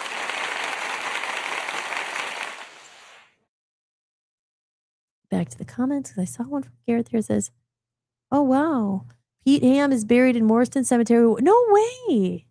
When I was well enough, I used to walk past every morning, walking my. Oh, Elfie, your dog Elfie. Do you still have your dog Elfie? Pete Ham. Yep. I always say it wrong. Is it? I mean, I know I won't be able to hear you. Is it Ham or Ham? But maybe it's Ham. But and his bass player. You know, I don't. He's probably not buried there either. Pete. Wow. And Gareth, I know you're in the UK. What part of the UK are you in? I don't think it's London. Um, how sad is that? Then Garrett, you probably know the story of Badfinger. I mean, people don't talk about that enough. Like I brought it up the other night. You know, it's like the 27 Club, like where a lot of these musicians, like Janis Joplin, Amy Winehouse, Jim Morrison, I think Jimi Hendrix. There's probably was it Kurt Cobain? I think we forget about it. I think he was 27. Like you should, I mean, those are the ones you always hear of. You know, the 27 curse, and they all died when they were 27. But I did my research.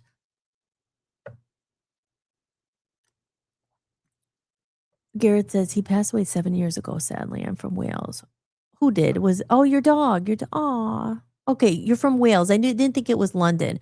So then Pete Haim, was he then from probably from Wales, right? If he was buried there. Oh, your doggy. Aw. God bless him. And so was my kitty cat's up there, Tinkle Paw. I told the story of her a couple 2 weeks ago about but our pets, we love them. They're always with us. I know. Losing anyone sucks, man. I mean, you can't. Pets are like our little babies, you know. I miss them so much. I miss my baby Tinklepaw, but they're always with us. That's why we're here. We live in their memory, and they're always in our hearts. So, but yeah, I found that. So in Wales, I was in Wales. I think that's where I recorded an album with Hey Hello. He went to Wales to do that. Um, yeah, it was.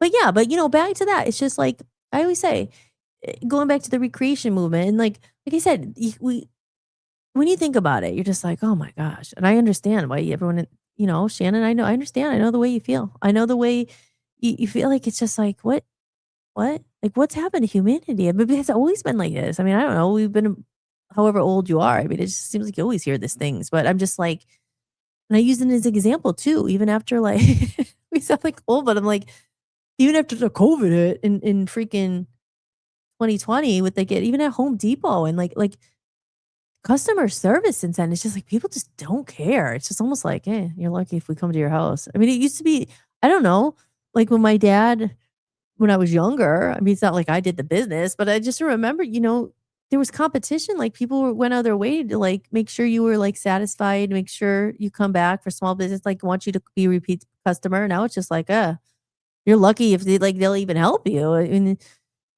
like the quality of it's just like, what? Like, what is this play? What ozone are we in now? It's like, whoa. So that's why when you meet people who are actually want to connect and understand, and I'm telling you, everyone in here so far, I know is, and there's a bunch of people aren't here right now. Like Aaron was in the other night, Aaron and Amy from Maine. I love them so much. Timothy, where's Joe? Joe's a big one. Where's Joe tonight? Joe's always in here. Smeriglio, who's watching, Dan's dad. I mean, you got right? It's like what? But my point is saying it doesn't have, we could create our, make your own little world and your system within it and connect with people who understand because it's quality over quantity. Sometimes you just need that one person who cares, that one person who believes in you, who says, or connects with you. It makes your day sometimes because this is a crazy world that we are navigating. Um, Garrett said, yes, Pete was from Swansea in Wales. Wow.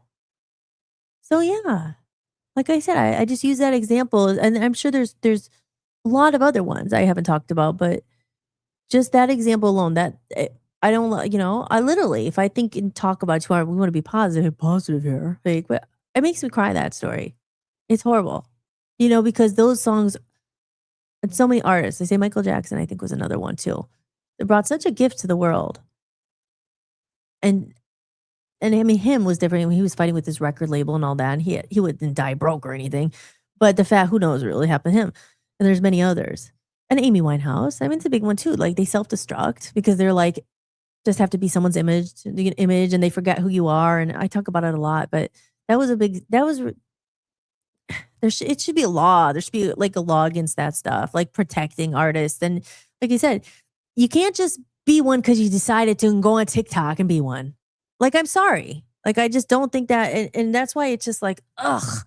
You have to go in there, compete against that and say, oh, look at me. Look at my song. I have a new album. Will you look? Like, it's like, that's why I'm just trying it like a different way. I don't know. Like, and again, thank you. You know, people like Gareth who says, "Hey, we'll put you on our website. Hey, we'll put out your press release." Thank you. Like, I mean, I can't afford it right, like from the off the bat, but we will sell merchandise. I want to get some merchandise made. You know, got to do all that stuff.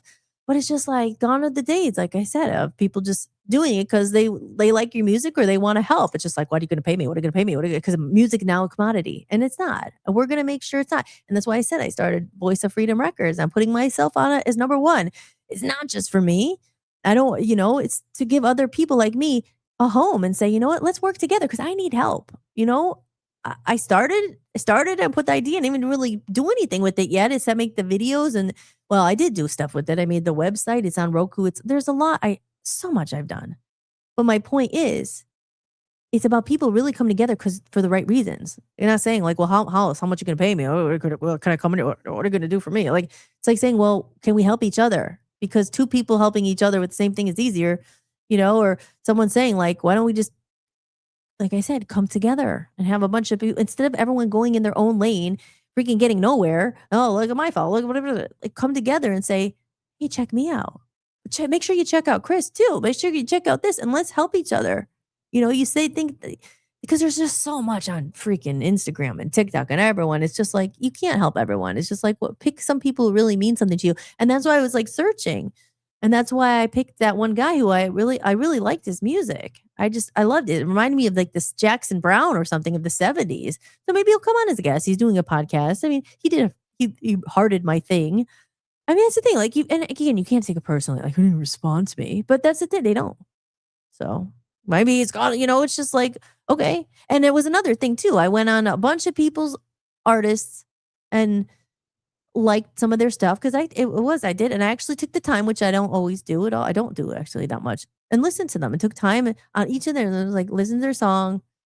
Some of them I didn't like, but some of them I did. Made sure I put a comment and said, hey, good job. I like what you're doing, blah, blah. Not one of them like followed me back or anything. Again, whatever, but you don't do it in return. That's the thing. It's always about me, me, me, me. What can I get? Can you follow me? What can I get from you? And I'm not just doing it so they will follow me back, but it's just saying, it's always about me, me, me. But what if we actually invested in each other? Because you can't. There's so many, right? You can't invest in everyone. But what if find 5 or 10 people, or maybe 4 or 5? Maybe that's too many. Find 5 that you really love and like maybe like help each other. That's how something can grow. I don't know. And then people come saying, oh, that group is actually, they care about quality, but they don't have to give their music for free. And because you know why? We're valuing it and we're putting something of quality out there. The recreation movement, bring that back a little bit. Because they think that old are going to go out of style and they're going to come back in. Old things like what? Vinyl records or what's out of style? What? Actually connecting with someone and calling someone back and looking at their stuff more than 1 minute and saying, well, what can you do for me? It's like, again, I don't know. So what do you guys think? What do you think out there? Let me go over to my media assets here. And, oh wait, do we have, I thought I saw someone. I thought I saw Aaron in there. No, Aaron's not here tonight. Where are my regulars? Let's see. I don't actually have a comment of the day today, unfortunately, because I didn't get a lot of comments. So maybe that's a good thing. No bad comments, but I'm sure there was probably a comment, but the bad ones you want to talk about, the positive. So engage, like and engage and boost my algorithm by commenting. But it does help if you are enjoying the podcast. There's some people watching it in here. There's not people chat, but there's other people who watch that don't chat. So if you are watching, you may be watching on the Rumble, on the Twitter. Let's go over to Twitter, see if anyone's watching. And I'm always curious. It's okay. I'm glad you're here and I hope you're entertained and maybe you want to jump in the conversation. Not everyone can jump in or can't chat or they can't find how to work it. But if you're liking the show and you have the ability, if you could drop $1 in the tip jar, you could buy me a coffee. If you have no money or you don't want to, share it out. It's the least you can do. I would appreciate a share. I'd appreciate a follow. Help me. All right, I'll just say it. Help me. People want to ask for help. Yeah, help me. I love helping other people. I want people to feel good. I don't I hate when people feel like crap and are beaten down by the world and give up on their dream, but we all need help, but people help each other. Like I said, pick 5, pick 10 people, focus on them and help them. Do something small. Let's help each other, but I'll go to Twitter. No one will follow. No one will like it. Go to Rumble. Everyone watches, but people won't like it. They won't follow it. You can't just put subscribe. If you hit subscribe or follow, it helps me. Help each other. But people, again, not you guys in the chat room, but it takes 2 seconds. But you want to watch, consume, don't do anything. Help. I appreciate the help. Most people can't afford it. People don't want to give or they don't understand. Then that's okay. I get it. Money's tight for everyone. If you can, it goes a long way here. I'm not there's people, these influencers are paying millions and millions of dollars. They're getting paid all this money to go on Rumble. One person's getting $5 million a show. And other people can't even maybe afford to do it because they can't pay the $25. It cost me $25 just to go on Rumble to stream this. But let's see on Voice of the People or on my TikTok here, not TikTok. This is not TikTok. On my live here in Twitter. On Twitter, I have 11 people watching. So of those 11 people, I would appreciate it if you could like it. Maybe retweet it. I know that's asking a lot. Most people won't, but I'd appreciate it if you did. If you could buy me a coffee, go for it. If you can't, no worries. No worries at all. It's not here just for money. I said I'd do this if I didn't get paid. But the least you can do, I would like if you could tweet it out, but they won't. Most people won't. They won't. And I'm not trying to be negative, but it gets frustrating after a while because it's share it, do something. It helps. But yeah, back to the comments here. So I'm going to go over. I've been saying, I'm going to play my song. We are going to play that. But let me play a couple things. I actually have to take a break real quick. Here, I'm going to play a couple commercials. And then, speaking of the reconnection movement, but let's work on that. I'm going to do the recreation movement. And you know what? If there's any comments over in the chat room, what do you think is missing? Or what are certain things that you would hate to see go? I mean, maybe they're already gone, right? But I know a lot of people say albums and records and stuff like that. And that's like I say, that's certain evolution. You know what I mean? It's just like MySpace turned into this and, horse and buggies turned into cars and cars turned into, and even with music, it was vinyls first, then they turned into 8-track, vinyl, then CD, then streaming. I mean, that's just evolution. What are certain things that would be so sad to never have them again? What do you guys think? Any comments there? Because for the recreation movement, what it is that we're trying to preserve? What is it? Is it mainly human connection? Because some people do connect. I'm not saying, but I just think it's, if you don't, especially if you're older, or maybe you're single or you don't have a big family of your own or anything, I think it's super hard to connect to anybody anymore. So maybe that, like I say, is that the biggest thing we're trying to preserve? I also think making sure you pay artists for their music is a big thing, which I said it's just, you know what I mean? I think that's a big thing. And a lot of people don't the Spotify. Some people do get paid and all that. But the thing is making it so people say, oh, I always hear that people don't pay for music anymore. Well, you know what I mean? It's just if that's your job, then I guess you can't work if you don't get paid, but and then it goes back to why do you do it? You do it because you love it. It's never going to stop. But, it's just I don't know. So let me go here and put on a commercial real quick here. So I do have to go take a little break just for 1 minute, run to the pate. Okay, here, connection movement. It's going to be too short for a commercial. I have to put another one. But let's play this real quick. Download your free copy of the Reconnection Movement today. Just head over to my website, www.hollismahady.com. Go to the podcast sections, scroll to the bottom of the page, and enter your email to get your free copy instantly.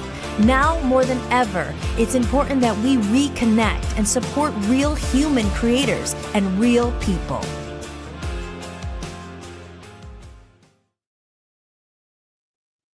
I'm going to try. Need some new tunes to listen to?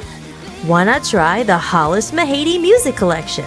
As I move towards the new, I'm closing an old chapter with gratitude. To celebrate the new music on the horizon, I've gathered my complete past collection and made it available all in one place. The collection includes 2 full albums with my previous band, Love Zombies, Passion Fruit, and No Slow songs recorded live at Abbey Road Studios, the Be Honest EP with Love Zombies, Hollis original songs, Hollis cover songs, a bonus Christmas album.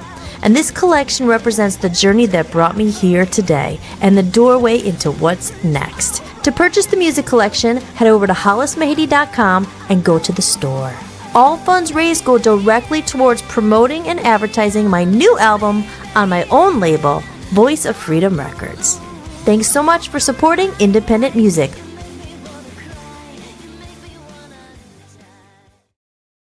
And there you go. So that's Hollis Mahady Music Collection. And that's the link I sent to you over at Garrett today. And Garrett says, I stream, but I always buy the album digitally to support the artist.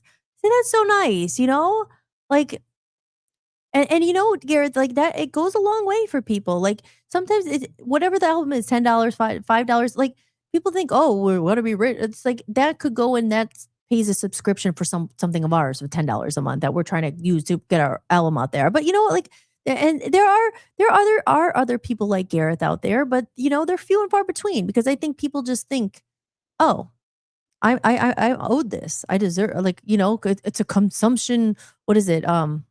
What's the word? Like not generation. Help me with this. It's a consumption culture. Oh, just consume. I should be entertained 24/7. But there are people who are here doing it, but that's a problem, right? Everyone's an entertainer today. Anybody could have a TikTok. That's why there's 8 zillion people, and you're oh, will anyone ever hear my music ever? Because this 5-year-old has an album out, It's like what, But speaking of music and AI, now I usually just save this for Friday nights, but I do have to run to the restroom real quick because I've drank a lot of water. I have to pee, and this is a song called Back to the Good Times, but we're talking about it, so it's relevant. But I usually save this for my Friday night because it's a TGIF song. And it's just about TGIF Fridays. And my whole Friday nights are a different vibe. It's a lot of fun. We just talk about old TV shows in the 80s and TGI Fridays and movies and stuff. And so I do that every Friday night. But this song, and I do talk about, there are some good things about AI. But this is what an AI generated song. Like I said, my album's not AI generated, obviously, but I'll use it once in a while, but I was typed in these lyrics, some of the lyrics, into the AI generator or whatever, and this is what I came up with. So I'm going to play it real quick, run to the bathroom real quick, but it's a good song. Like I say, I think it's catchy. I love it. I think it's great. So again, there's some good things about AI, but I don't know. I think that with the music and everything, I think I think it's bad in general. AI, in some ways, made my life a lot easier. But again, right? Makes your life easier. Oh, it's so easy. Everything's easy. Everything's comfort. So you don't even have to do anything anymore. Who cares? You don't need to learn to walk. You'll have a robot leg like in a year. Like, you know what I mean? It's like easy and convenient is not always good.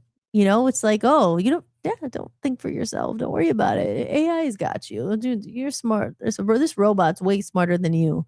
You don't have to think anymore. Don't know how to do anything. And then you're very easily controlled as well. So we don't want to think for ourselves. That's why we're here. We're free thinkers here. So let me play this song and stop chatting your ear off. But that's what I do here. Jess is in the house. I am not a fan of AI, really. Yeah. Okay, yes, more on that. Let me play this song real quick. Jess knows this song. And Jess, welcome into the chat room. Jessica Wimpinsky's in the house. I love Jess, and I'm sorry we didn't get to see you, but we will definitely see you next time. Like I said, you go the whole thing. But Jess is was my college roommate, and Jessica's also awesome, and she's from Cole County Entertainment. I would put your thing up here, but they do a lot of podcasts. They do one for men's mental health. Yes, right? She says this song came out really great, though. It's true. So there's, like I said, in the grand scheme of I think you said, as Shannon said earlier, and Garrett agreed, it's devastating, I think, for humans, like connection and already a culture, let's face it, that's lazy. A lot of people are late, like they don't want to do anything. Let me not think. A lot of artists and musicians and creatives are free thinkers. I mean, we don't like to be controlled. Like that's why we go on our own thing. We're always like, how do we make money from not having to be controlled by everyone. Like, I want to make money through my business or my music or my art or my podcasting. How do I make money so I don't have to be anyone else's biatch, right? So AI for human connect, I think it's bad, and the convenience of people not thinking, because you want people to use their brains. And that's the problem. It's all mindless. It's mindless nonsense. I talk about in TikTok. Like, you go there and you don't have to do anything. Just be like, hey, I see you. And you follow them, and people are sending them money, and you don't do any entertainment. These are people, they're making money. I know they are. You can see that. You see the money going. And they didn't even say anything. It was like, hey, I see you. Thank you so much. We're connecting. We're quality besties. We're connecting on TikTok. Again, I'm not saying the hosts are wrong. They're just trying to make a dollar too. We're all trying to figure it out. But that's a real connection? Like, that's not connection. So anyway, let me just play the song, and then I will be right back, and we'll pick up on that comment. And thank you, Jess, for being here. I love you. I'm so glad you're here. Here we go. Remember when Friday night meant something? When we rushed home before the streetlights came on. Yeah, this is for you. Bike tires coming down the block at dusk. Hide and seek until the streetlights buzz. No texts, no feeds, no scrolling screens. Just scraped up knees and childhood dreams. Take our songs off the radio, waiting all day for our favorite shows. Living rooms glowing, laughter on cue.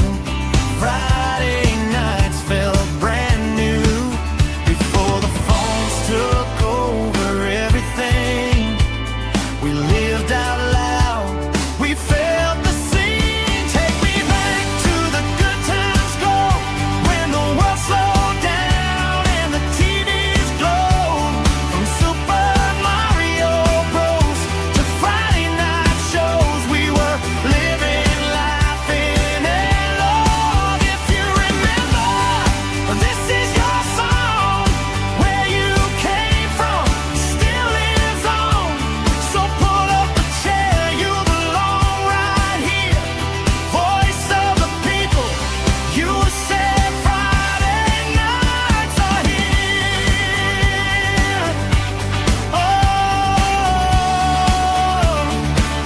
Oh, remember when MTV played music videos all night long, waiting to see your favorite song, blowing in cartridges just to play level 1 dreams that made our day. Dying of dysentery on the trail again. The Oregon Trail was how we learned back then. Saturday mornings, cartoons and cereal bowls. Simple joys filled our souls. No filters, no algorithms, just real life moments we were living. Take me back to the good times glow, when the world slowed down and the TVs glowed. From Mario jumps to TGIF nights, everything felt just right. If you remember, this is your song. Where you came from still lives on. Kick back, relax, stay a while. Voice of the people, USA makes it feel worthwhile. Grew up halfway between two worlds, mixtapes and modems, boys and girls. We saw the change, we felt the shift, but those memories remain a gift. So if you miss when life felt real and laughter echoed through the reel, this night's for you, come take your seat. Where past and present meet. Take me back to the golden days, when laughter filled our Fridays. From living rooms to neon screens, we're still chasing childhood dreams. If you remember, sing along. This is where you still belong. Friday night, we reunite. Voice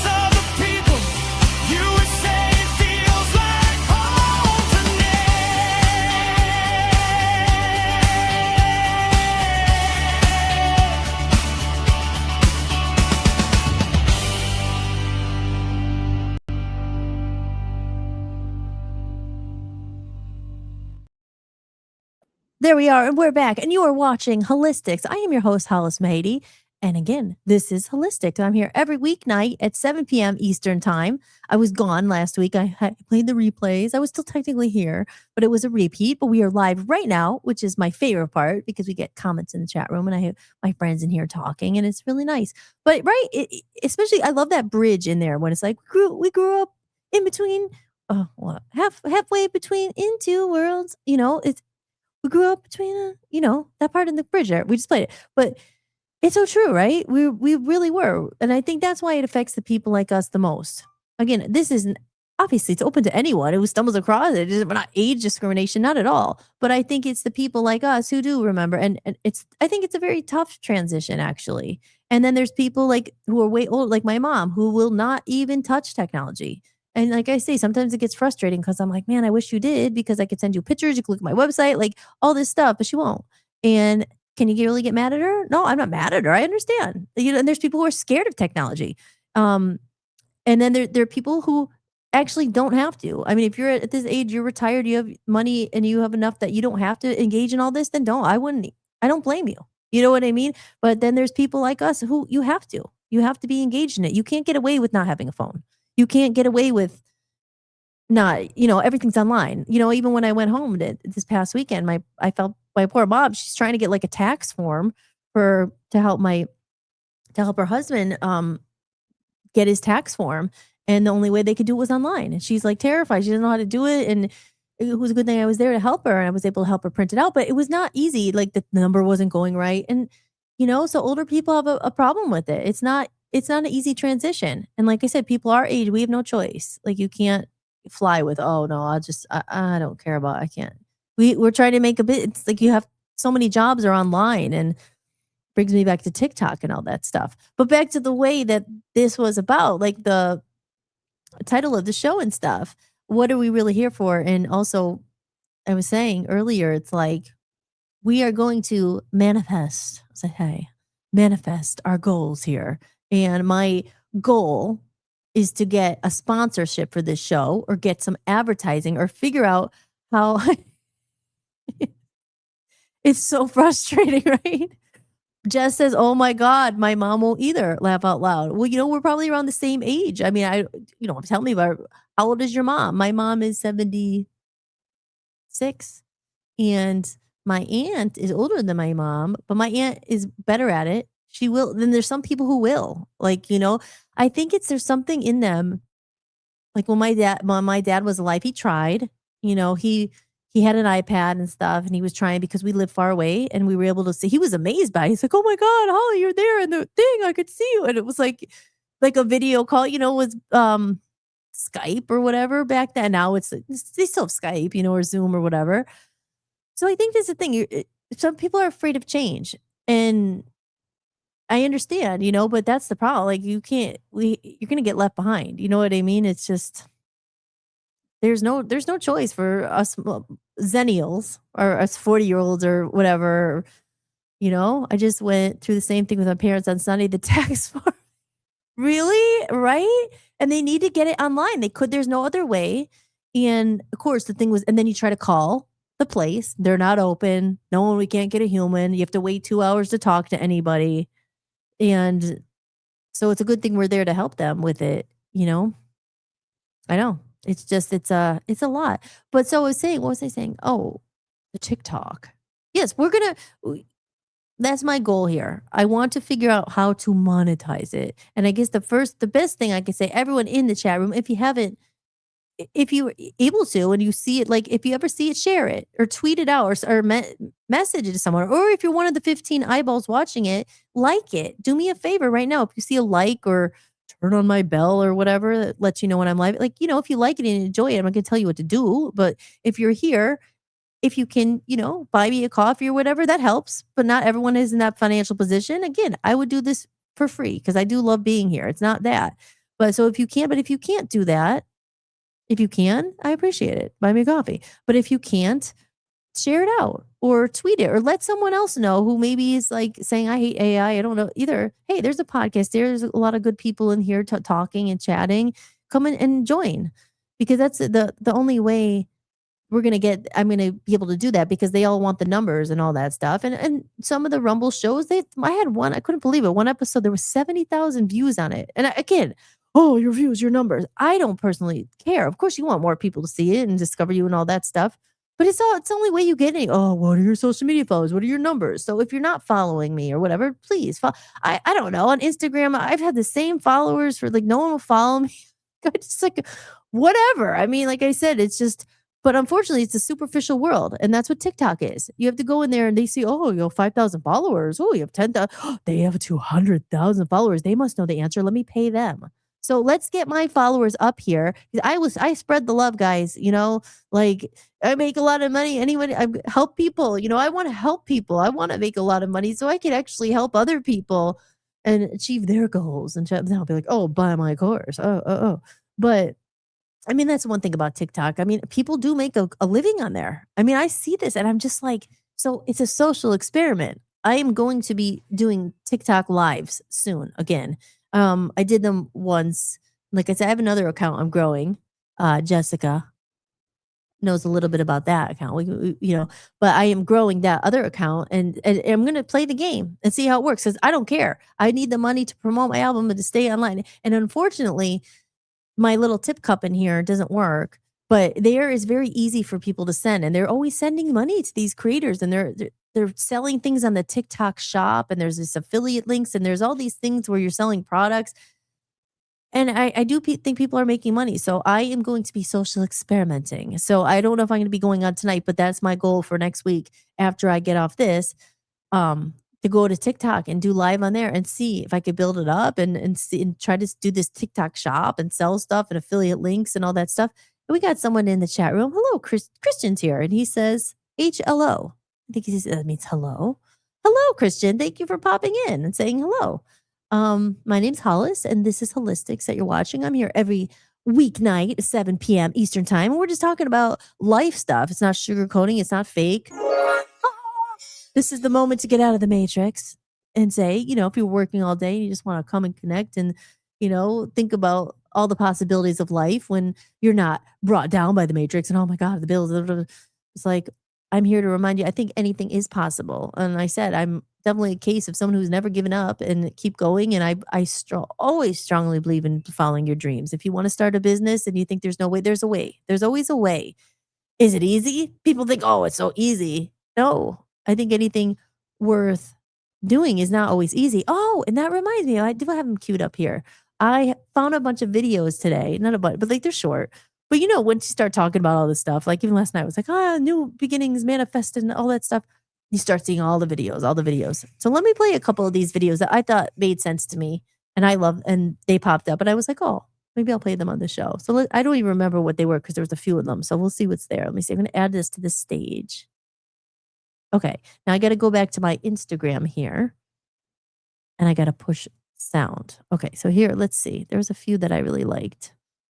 Here, we'll go in order so we don't miss any of them. What was the first one that came up? This one. Ellen Watts. Oh, I like this one. Here, we'll just play some of them here. You'll never be free until you realize this. It was never about what they think. It was always about whether you listen to yourself. We spend so much of life chasing approval, fitting into shapes that were never ours, walking paths paved by other people's expectations. But have you noticed? The more you chase what pleases them, the further you drift from what fulfills you. The universe gave you a compass, not in your pocket, but in your chest.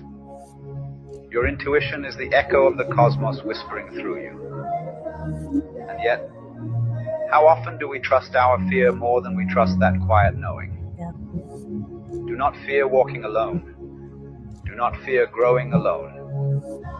Because to stand in your own light is to remember the truth. Those who are meant for your journey will find you as you will find them. Love that. I like the music behind there. Okay, let me pause it real quick. That's funny too, and that one popped up probably because of the Alan Watts thing. Like he has a lot of that knowledge and that, and it's true, right? Because everything in life, fear over belief, and like I always say, tap into you can call it magical, call it God, call it something bigger than the 3D of what you see in front of you and all the reasons why something won't work and all the fear and all that crap. Because it is saying, listen to your intuition. Same thing with me. I've always felt it. Always. And they're all the obstacles of the world. Like, no, the reasons why you can't, nothing will work. And no, don't do that. Like you said, other people's expectations, but it's in your heart. You truly know or believe you were meant to do whatever it is.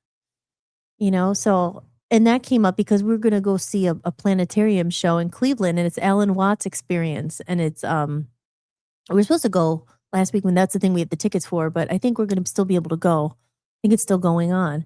But that's that guy, and he says stuff like, sometimes you just hear those things and it's like, yeah, I get it. Like, so I kept and then there was a few other ones. So I love that. I think that's, it's true. It's like we follow our fear holds you back from everything.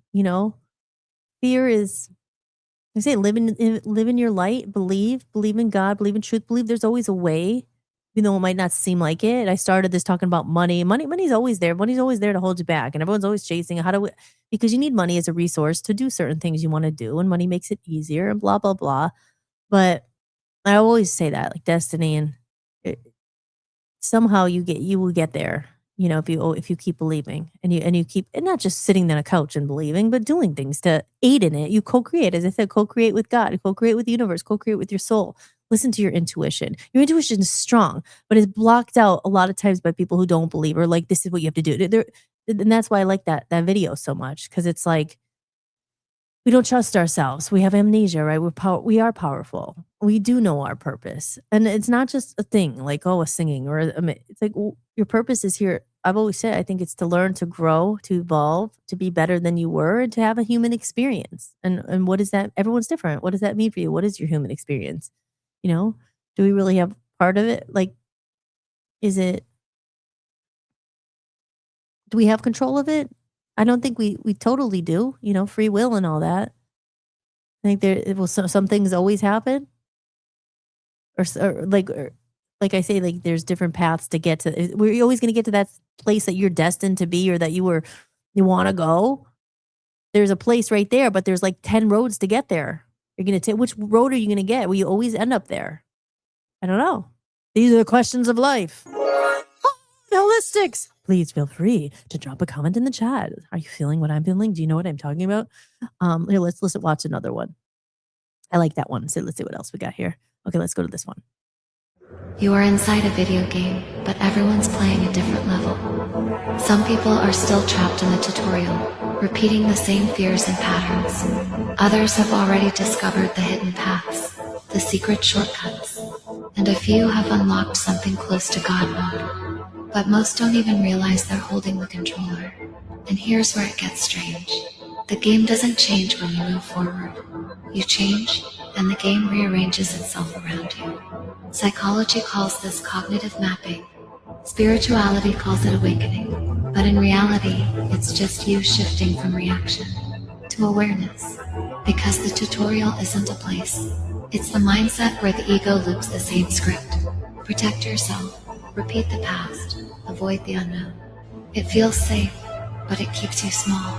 The moment you question the script, the moment you recognize the player behind the character, the game opens, your perception upgrades, your choices multiply, your reality reorganizes itself around a new level of consciousness. So let me ask you something right now. What level do you think you're playing on? If this video awakens something in you, you're ready for the next step. Enter the portal from ego to I am. I like that one. You are inside a video game, but right? Like, I don't know. You hear those videos, it's true, like, right? Because I always say that. Like, go back my album, A Comedy of Errors. I say it's my first song covers. It says, life is a gift, a game we play. And I talk about that so much. Maybe I'll play my I should play that. Just in case there's anyone still out there. Or where everyone went.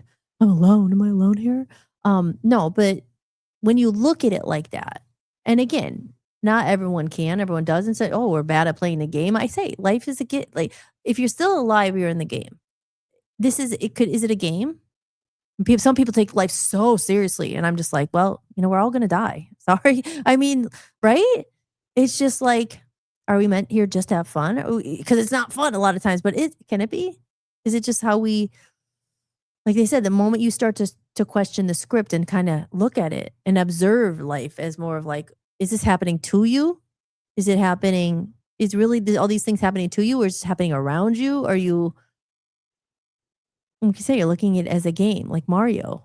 Like there's so many things that could kill us any moment, right? Whether it's sickness or it's an accident or God forbid, whatever it is, it's like just surviving. That's why I got in a joke, but it's not a joke when I say, hey, you made it through today. Like, congratulations, just getting to another birthday, getting a year older. Like, there's so many things that could kill us, and we're here and we're playing a game, a virtual video game. So I like that video.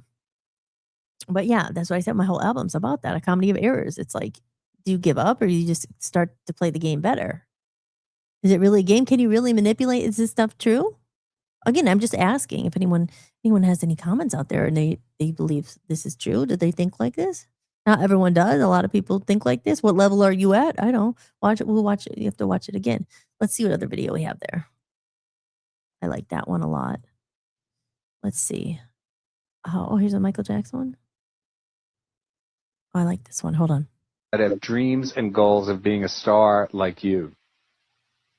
No matter what, the most powerful thing in the world is the human mind, and prayer, and belief in yourself, and confidence, and perseverance.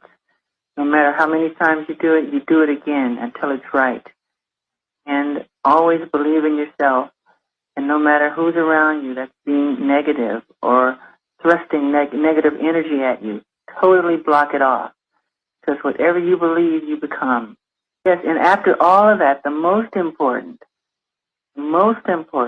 stay humble. The humbleness that a child, like a newborn baby, has. Even though you become powerful or have power with people, with your talent, or with what Michelangelo did with sculpting, underneath all that, be as humble as a child, as a baby, and as kind and giving and loving. Never become puffed up with pride. Mr. Jackson, what would you say to all your fans that have dreams and goals of being a star like you? Right? Like, it's just, as he says, you do. And that's another thing. When we talked about this last week on one podcast about the way you talk to yourself, and words are powerful, and self-belief. He even says you are what you become, what you constantly think. We use the example of the emoji with Dr. Emoto, or whatever his name was, with the water, because he was saying he did an experiment where he had 2 cups of water or 2 bottles of water, and one water he pasted on, or put words like "you're ugly," "I hate you," "you suck," or whatever they were, and he taped it to that water, and he said that to that water, and then he did the opposite to another bottle of water. And he said, "Love, I love you. You're beautiful. Faith, whatever." Like positive versus negative. And he's to the water. And then he examined the 2 crystals, and the ones where he said the nice things to, the crystals and it was formed very nicely. The other one, it was broken and it was distorted. And hey, this is in that book, and like he says the science to back it up or whatever. But then they say our body is made out of, again, I would tell my moderator in the room, can you get the facts? How much of the human body is made out of water? But you hear that we're made out of a lot of water. So you constantly tell yourself negative thoughts. Again, I do it too. Like, oh, I'm never going to get there. Oh, how am I going to get out of this? Oh, I'm a loser. Oh, I failed at that. I failed at that. Oh, that'll never happen. I have no money. I'm broke. Oh. Sometimes you say, I don't always say that to myself, but it creeps in like, oh, and the doubt and the fear. Oh, and it's like, you keep saying that to yourself. Becomes, imagine if that's water, what are we doing to ourselves? We can be broken, like, distorted versions of ourselves. Then it's not even true, because thoughts it is powerful. So like I said, do I believe 100% that if you just say positive words to yourself, everything will magically fall into your lap? No, but I do think it's definitely more of a try of doing it that way, because the other way is just self-fulfilling prophecy. I'll never work. You keep saying that and saying that, so even in Michael Jackson, I mean, he was just very talented, but also he said it, he would stand in the mirror. Look, I'm talking to the man in the mirror. He would say, I'm a star. I'm a stupid, whatever he wanted to be, what he wanted to be, again, I don't think it's just that, but like, it definitely helps. So I like that, I like that I can't wait to see the movie Michael. That's what Jess says. I want to see it too. When is that a new one coming out?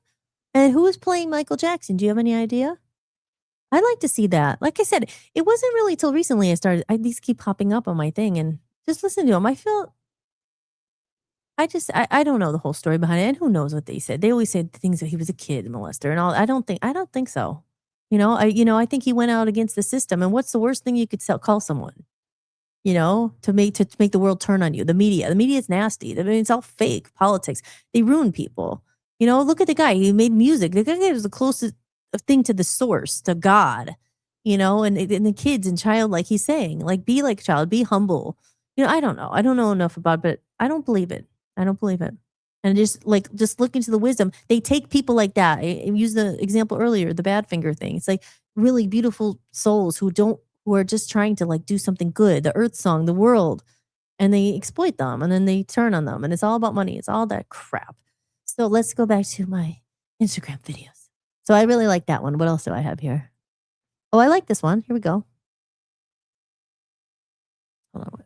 Big reason that many people never succeed is that they are unwilling to choose pain for the sake of what they want. Anything, I repeat, anything you choose to succeed at will come with a certain set of contrast, a certain pain. Success is out of the comfort zone. If you want to succeed, you need to be willing to choose that contrast and that pain, and you will be limited in terms of success by what pain you are unwilling to take for what you want. A big, and I mean big, reason that many people never succeed is that they are unwilling to choose pain for the sake of what they want. Anything, I repeat, anything you choose to succeed at will come with a certain set of contrast, a certain pain. Success is out of the comfort zone. If you want to succeed, you need to be willing to choose that contrast and that pain, and you will be limited in terms of success by what pain you are unwilling to take for what you want. Yeah. See, I love that. That's what I said. Sometimes people, when I talk about all that BS in Hollywood and California and everything, when I hear, just it'll flow to you, abundance is coming, all that crap. I don't think that's true. You want a business? You want something? You have to work for it. You know what I mean? There's sacrifice. You want the comforts of everything and to be able to go on vacation and do all this too, and have a family, all that stuff. There's certain things, like she says, what level are you willing to pay for that? Because in the interim of until you get to where you want to go, there is sacrifice and there is pain and there is risk and there is all this stuff. I mean, what she's saying, and getting out of the comfort zone and there we go. Aaron's in the house. Oh, Aaron says short-term pain for long-term gain. Yeah, I love that. Yes, absolutely. And instant gratification over, that's kind of sometimes people with diets and stuff. You want it, but instant gratification over the long-term, fulfilling a goal or whatever, it's short-term pain is the opposite of what I was saying, short-term pain for long-term gain. Yeah. What are you willing to risk? I always use the example right now, and it's not really a big example, but it's we don't have a couch. And it's not because we can't afford a couch. You probably could get a couch, but I don't want to go and spend freaking $500,000 on a couch right now when I could, because I need to be paying for my music studio. I need to be paying for my streaming. I need to be paying for keeping electricity on so I could stream. I mean, it sounds kind of ridiculous, but that's not big. Whatever. I'll get the couch. But short-term pain, what are you willing to sacrifice? For instance, when I left Maine, I didn't have a car. I sold it. As I was I need to go get, we had to move somewhere else. And now we're here in a place where it's a little bit more, not a little bit, a lot more kind of conducive to what we're doing with the radio. And there's more opportunities for music. I have a music studio, but I had to sacrifice my car. I'm oh man. And it really sucked. But I think I'm getting a new car, Aaron, and we're going to talk to you about it because we might be getting a truck. Yes, a truck. I said it. I'm very excited about it. But I'll talk more about that later because it's not easy to do that sometimes when you don't have credit and all this. Your credit went down the drain and all this stuff. So a miracle happened, and I'll get more into that about how it's going to happen. But yeah, so I may be having a car soon. But short-term pain for long-term gain. I saw the bigger vision. I was well, you know what? The hell with it. I'll sell some of this stuff I have. I have a bunch of stuff. I had to sell all this stuff. but I needed the fund to get to where I needed to go and do the business and all that stuff. Yes. So we'll have to get your input on some of that stuff about the truck. But yeah, but it's like it's always risk, and there's always some kind of sacrifice and pain for the bigger picture. And I think it's too, again, like I like what Teal Swan. That's Teal Swan. I've listened to her for years. I mean, I just here and there. She just happened to pop up today, and Jason's back in the house. Jason, where is Joe tonight? I miss Joe. I hope he's all right. No, but Joe's not in here tonight. But Teal Swan, I always liked her. I listened to her many years ago, and she's still going. She's still going. She popped up today. She has some wise words, but I thought that was really good, because I think all too often, I think people make it seem like, oh, it's so easy. Oh, and you see all these things all the time, and I'm an entrepreneur, and I'm a mom, and I'm this, and I'm this, and I'm like, oh my God, I can't even get one day. Like, you're all this, and you're like, oh, it's so easy, and just do this, and you're like, oh my gosh, no, it's not. Then be real. It's like, it takes a lot of sacrifice, and it takes a lot of risk. And at the end of the day, what Michael Jackson said, honey, you better believe in yourself, because no one else does. I mean, listen, I don't mean it like no one else does, but no one will ever believe in you and your dream and whatever, your music or whatever, as much as you will. Now, I'm not saying that other people don't believe in you, but you can't expect other people to sacrifice everything for your dream, like, or give you their money or whatever. Like, it's just, you have to believe in yourself more than anything, and the intuition and the gut and the God and whatever, even through those hard times of like, oh my gosh, like, you can't lie. You're struggling with money and stuff, because you put it all into your thing that you're trying to build. And most people really don't see that and understand it until they see the results of it. But it's that long time before those results actually, the garden that you've been planting blooms, where everyone could come over and freaking pick a piece of corn and eat it. And now they're all like, oh yeah, I've always believed in you. Oh yeah. Oh yeah. Yeah. You did. Nah, I don't remember, because you weren't there freaking hell when the seed was or the dirt was there and it was just blooming. You're all like, oh, this isn't going to work. Get a real job, Back to that guy. Here, I still have her on there. I'm small here, and Teal Swan's still going. But so it's just like, I guess that's the thing when I say, I don't even know where I'm at. I'm just giving the wisdom here. I'm just talking in real time. Here, let's go to another video. But I like that. There's good old Teal Swan. She's a good classic one. I've always used to listen to her. Let's see who else we got. I like this one too. Let's see. They all just popped up today, and I sent them over to Dan. I was like, maybe I'll play them tonight on my show.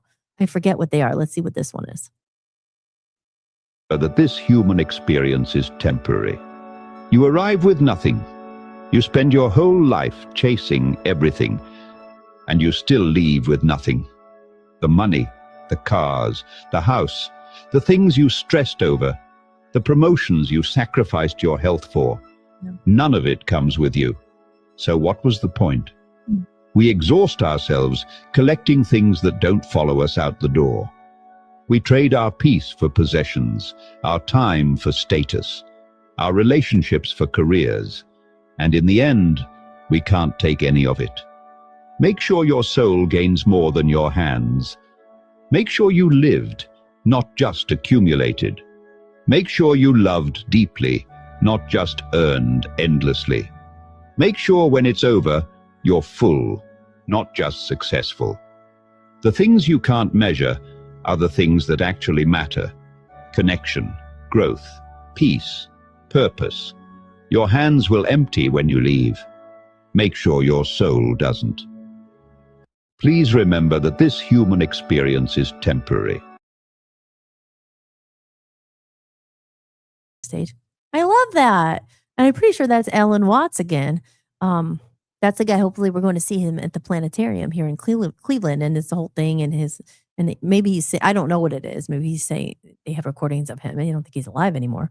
But right. I mean, it's just so true. And I watch these things, and you're kind of like, oh, so those days when it is hard, and you have all the Matrix and the 3D and all you're when you get and you're just like, then you watch that and you're like, oh yes, it's true. I mean, it's true, right? And that's why connection. I say, everyone here, I value so much that you're here with me and you're giving me your time, and we're connecting, because it's about the relationships you have. Everyone in here, I know, besides this person, Christian, who said hello, and then he didn't say anything else. But if you're still there, hello. But it's just like, you can't, like you said, you can't take it with you. And while you're here. That's why it is. We go back and we talk about the connection and the AI and all that stuff. It's like, man, don't let them. Don't let them win. We have to. The recreation movement. It's important, and it's like I don't have a huge family, and like I don't have my own family, but like of kids or anything, that just it was a different path for my life and everything. So I value like connection and friendship and trying to make a difference in the world and trying to have purpose, and find and live your purpose and whatever that is. Like I said, everyone's trying to find their purpose. So what if it is just being that example in the world of that's getting harder and harder to have those connections, saying, my purpose is to show up here every night and connect to those people who are maybe on the edge because they can't even deal with this world anymore because it's so freaking like robotic and it's like there's no connections and people getting fired for no like all that stuff, you know. There you go. I love that, Aaron. Aaron says the point is who you became in through your life. Your soul is enriched, ripened, and maturing. Yes, exactly. And Aaron, I love Aaron so much. I always say it. Like Aaron is one of the best souls Dan and I have ever. I love Aaron and Amy, of course, and Aspen. These are good people, like people who are just who care. Aaron is literally one of the most selfless people I've ever met. He was never like, oh, what can I get in return? It was just like he was an example of like just such a good friend. Like I said, if our experience in Maine wasn't the best as far as it turned out with the house and everything, but at the same time, I want to trade anything because we had to meet you and Amy, and those are literally seriously. It's so hard to make a good friend in this life, So it's like connections and stuff like that. It's the experiences you take. I had so many, even having Gareth in here earlier. I don't know if he's in here anymore, but from the UK, there was like some stuff that went wrong. I mean, come on, it's life, right? Good things, bad things. But those were some of the things that I would never trade my experience. And it's about how you look at it, right? You can say, oh, the band didn't work out and all went to crap and oh, it was horrible. No, there were some really wonderful experiences. And even to this day, a couple of people I know from the UK are in here. And those experiences I'll never forget. You can't take oh, good.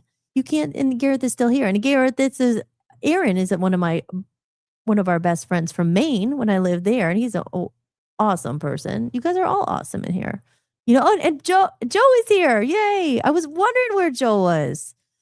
Joe says, good evening, Hollis. I hope you and Dan had a great time on your vacation with your family. Yes, thank you.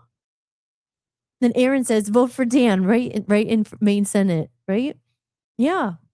But good people, so and all of you guys, and you've all been so like nice and caring. And it goes a long way. And as you said, it's preserving that in this day and age where it's just becoming so disconnected. And it's just like the younger generation, like I said, it's not their fault. We have to be examples to show them, remember, no, like we're humans. This is how it is. And as fast as it progresses and more the phone and whatever, next thing you know, they'll be wearing computers on their heads and it's like we're walking robots.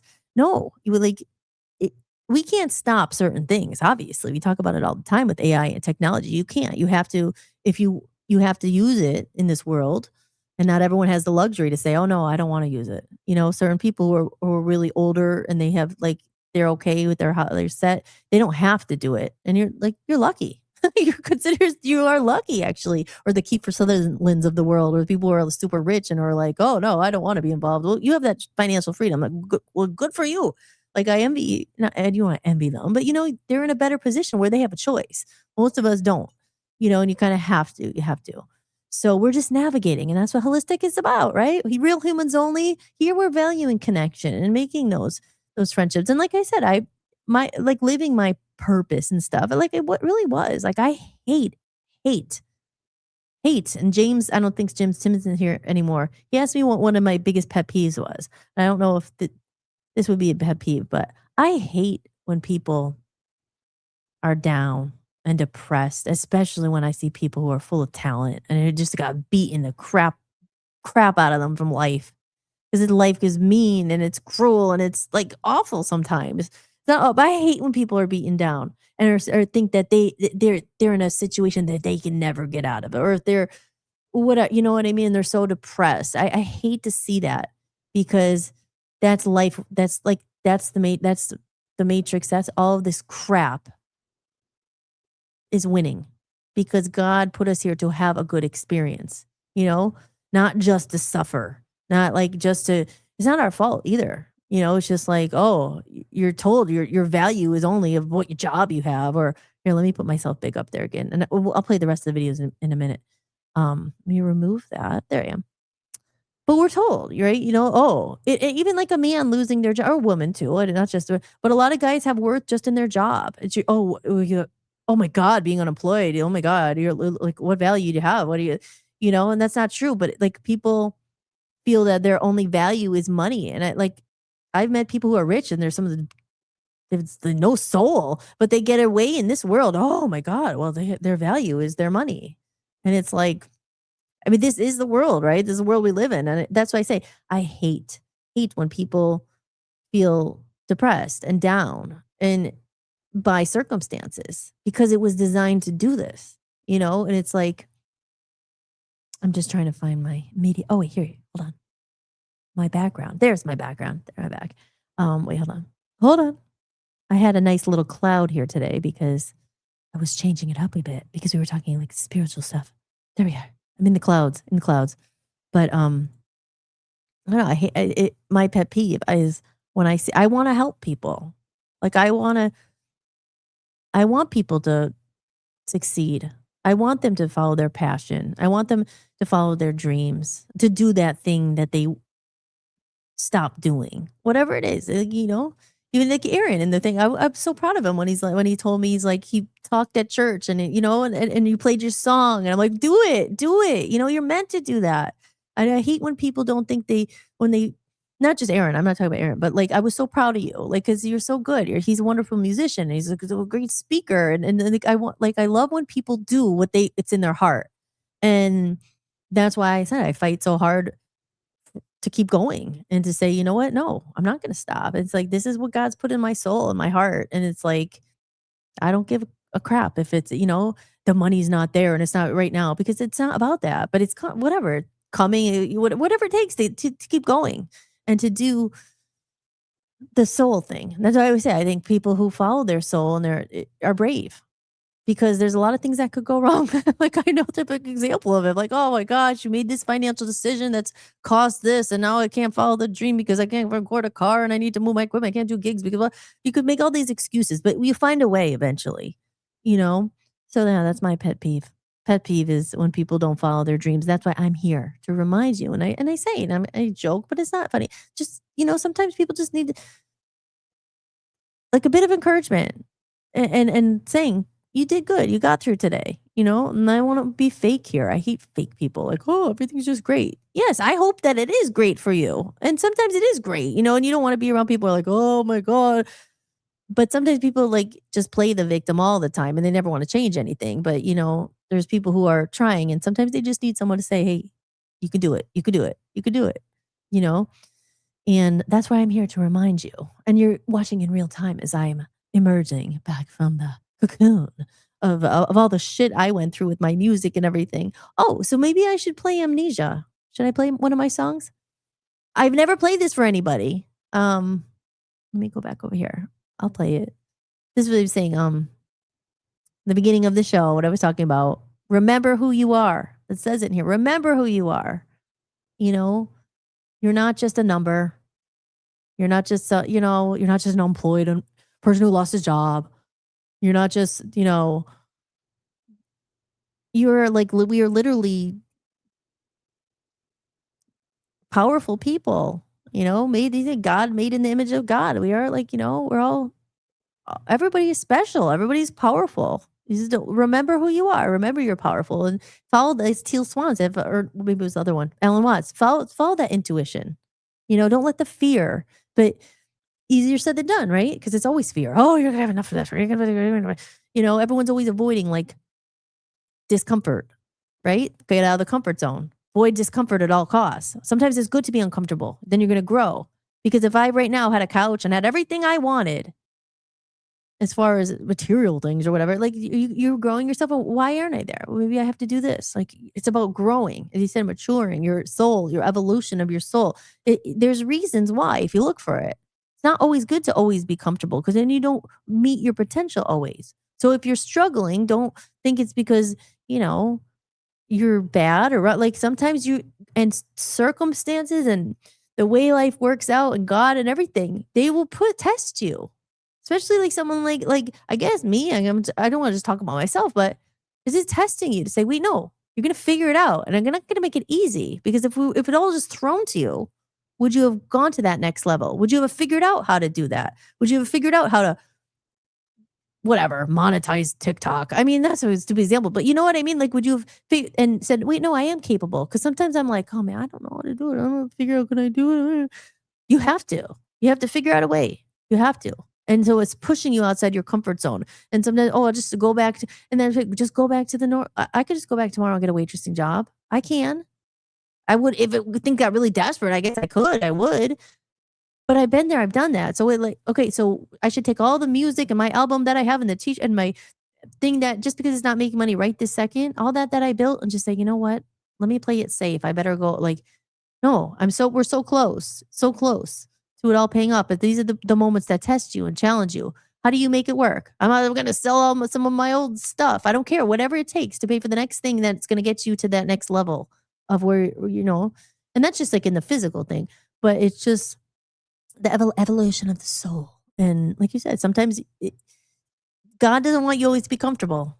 You can't always be comfortable because that's not where the growth comes from, the darkest moments, I think. I mean, again, this is my experience and my opinion. Feel free to comment and, but some people just have it easy and whatever. But some people have harder paths. And mine, like my path was different. I'm going to say there's some people way harder paths, especially I always make that, disabled, they can't even walk, all that. Like, there's so much worse, being home. Like there's a lot of circumstances. Life is just crazy, right? What hand were you dealt and how do you deal with it? So I was going to play my song. Okay. So, here we go.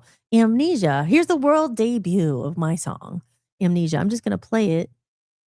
And I'll play it maybe with the clouds here and I may just disappear. But yeah, I'll play it and then we can talk about it. But yeah, no one's ever heard this. This is on my album, A Comedy of Errors. And after that, I will show you my little podcast. If anyone's interested in my private podcast, that is, I haven't said any of that yet. And I better say it just because I need to get in the habit of promoting myself or whatever, because I don't have anyone else here to do it. But yeah, I have a Buy Me a Coffee. If you are enjoying the show, if you like it, tip support the show, buy me a coffee. As I say, I take tips. Just as I was a bartender, I was always pouring people a drink. They gave me $1. So if you were interested, you could, and many of you have already donated. So you already know I'm not talking to you. So please know that, as I love you all in here.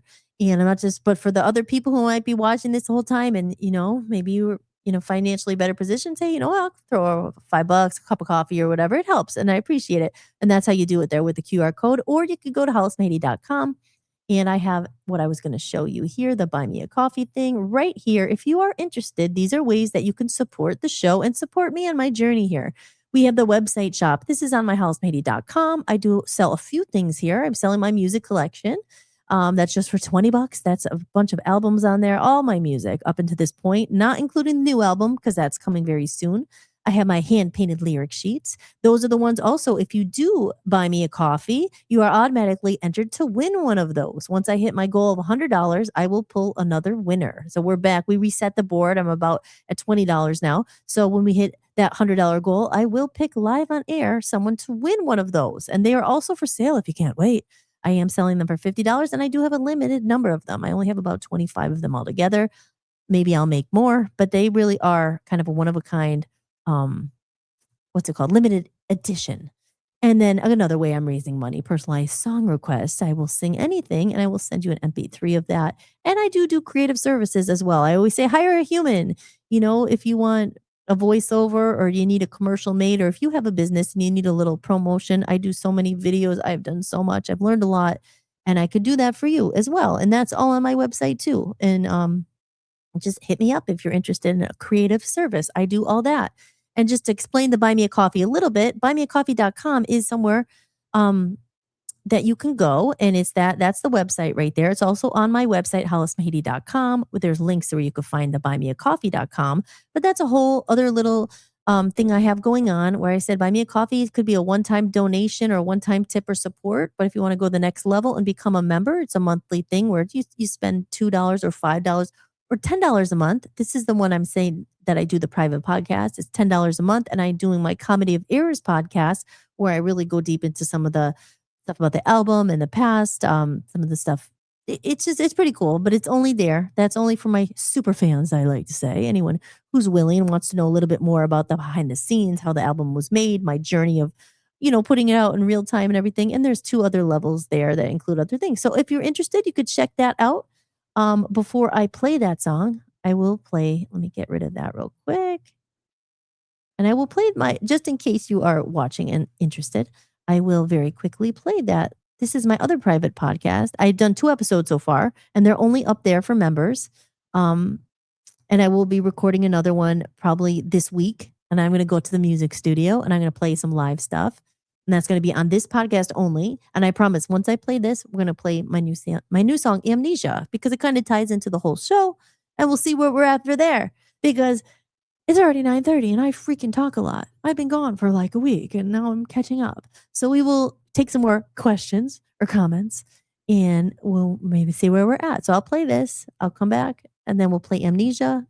And maybe I'll play another video or 2 of my Alan Watts in those videos. And then we'll see where we're at. All right, here we go.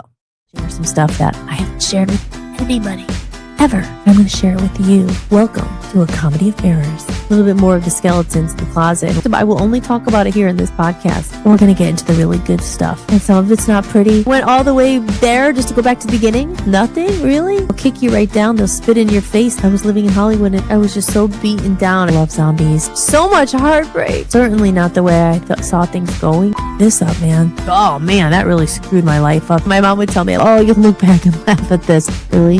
And then there was not enough left to promote it. I mean, it was a big, big mistake. It's a shame. And the darkness comes to knock you back down. They're just so sex sells. Just show it all. The boudoir. Characters and plot twists. Some people go on the journey with you and some people don't. Sweet Poison Love. Devil in Me. Where Did You Go, Girl? That's my favorite song on the album. I wanted to see other people's hearts. And I don't think everybody is born to do this. Voice of Freedom Records. Am I too old to do music? Can't give up on something that's you. And I could have chosen never to do music again. So how many times are you going to get knocked down or drown your sorrows? Or are you going to hide under the covers forever? It's about letting go of what was. We have the courage to get up and to try again when we've been knocked down so hard. Life's not for sissies. What do you do with those struggles? They're all part of the story. This is truly the journey, figuring things out as I go. I invest in those who invest in me. It means so much to me. People who support it. Talking to you, hear about it first. We're going to be releasing it in real time. An insider peek before it comes out. But it's more fun when we have each other. It's not just about me. It's about all of us. We're going to get into all that here and more on a Comedy of Errors podcast. Can't wait to share it all with you. This is awesome.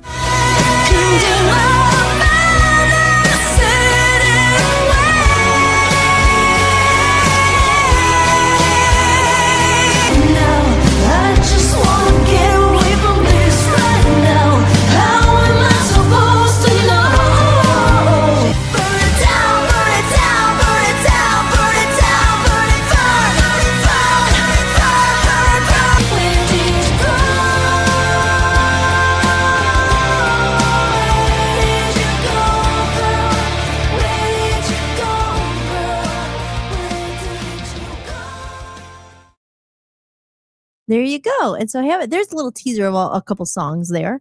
And again, one more time, that is the Buy Me a Coffee right there. That's the backstage pass. It's just $10 a month. And that always helps. And that is where you'll get those exclusive podcasts, those stories that I never really talked about in the public.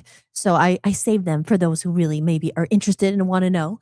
And you're going to see me again releasing the album in real time. My first song covers is going to be the first one, and it says life is a gift, this game you play. What I talk about always, right? We are learning to play the game of life, and you're always in it if you don't quit. So wherever you are on your journey, if you're playing the game, don't get discouraged. You could always, sometimes you got to deal with the hand that life has dealt you, but there are certain things, if you learn from last time, don't go. Like I joke, I said that little troll in the bush. I seen them now. Like, I'm not going to go that way next time. Hey, you're still alive. You're still in the game. I'll play that real quick and then we'll play Amnesia. Life is a gift, the game we play.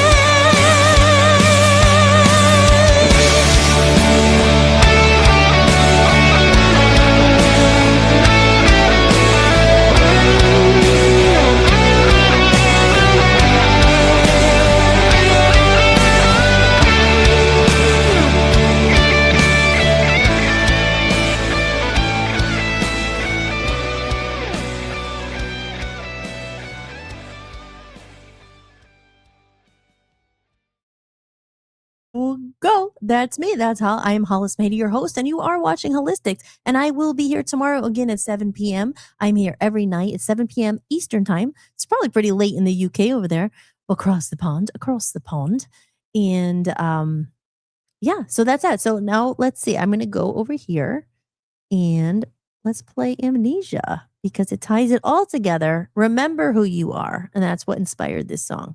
So I hope you like it. I'm going to play it. I don't know if I'll still be on the screen. Let's see, but here we go. World premiere. World premiere. And again, if you sign up for that, buy me a coffee. I talk a lot about all my songs and everything. But I don't really like to explain them too much because, that's what music is, right? You make your own meaning to it. But like I said, Amnesia. Here we go. I'm going to play it.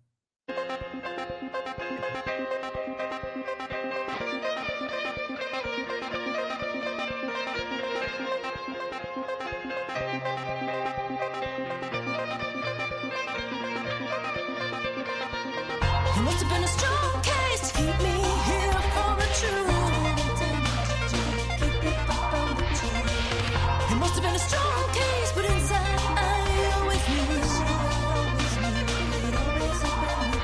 The world is made up with illusions of gold, but it's all just a story, a lie that we're told. It's amnesia, we're under amnesia. They got us forgotten who we are. It's a spell that we're under, cast from the start. And it's time to remember just who you are. A clever disguise I was born with over my eyes. We wandered through madness, caught in the hustle and fight. But moments of silence, a whisper so true. There's a purpose, this life, it's calling for you. It's amnesia, we're under amnesia. They got us forgotten who we are. And it's time to remember just who we are. It's amnesia, we've all got amnesia. They got us forgotten who we are. Left in the dark. In the light of grace, we'll remember our home. See the face of the sacred place that we know. And we'll remember who we are. It's amnesia, we're under amnesia.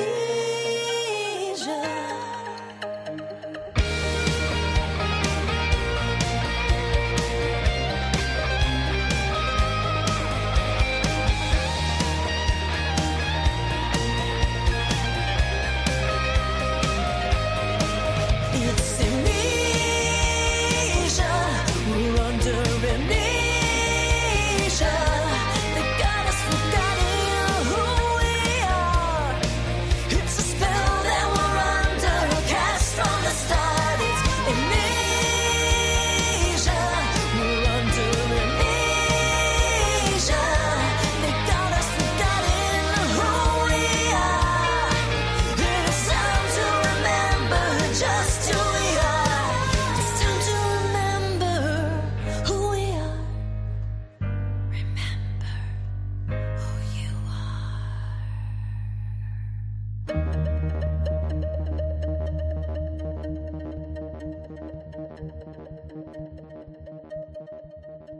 There we go. There you go. There's a song. I don't know how it'll hear out there, or sound out there. I don't know if it's loud or whether it's playing again.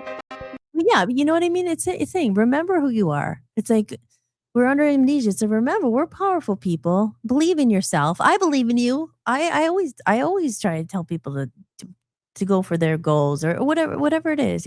Believe that you can do it. And like wherever you are in your life, you're in a bad situation, you're in a good situation, you're almost there. If you're this, don't remember who you are. That was the title of the show. So, and I said in the chat room over here, Gareth, good night, Gareth. He might already be gone, but go and have to say good night. It's 2:30 in the morning here. He's listening from and watching from the UK. Really enjoyed it though. Thanks. Aw, you're very welcome. It's so great to have you in here, and thank you for chatting and commenting along and everything. It's always great to have people in here, especially people that I remember and recognize, but anyone new too.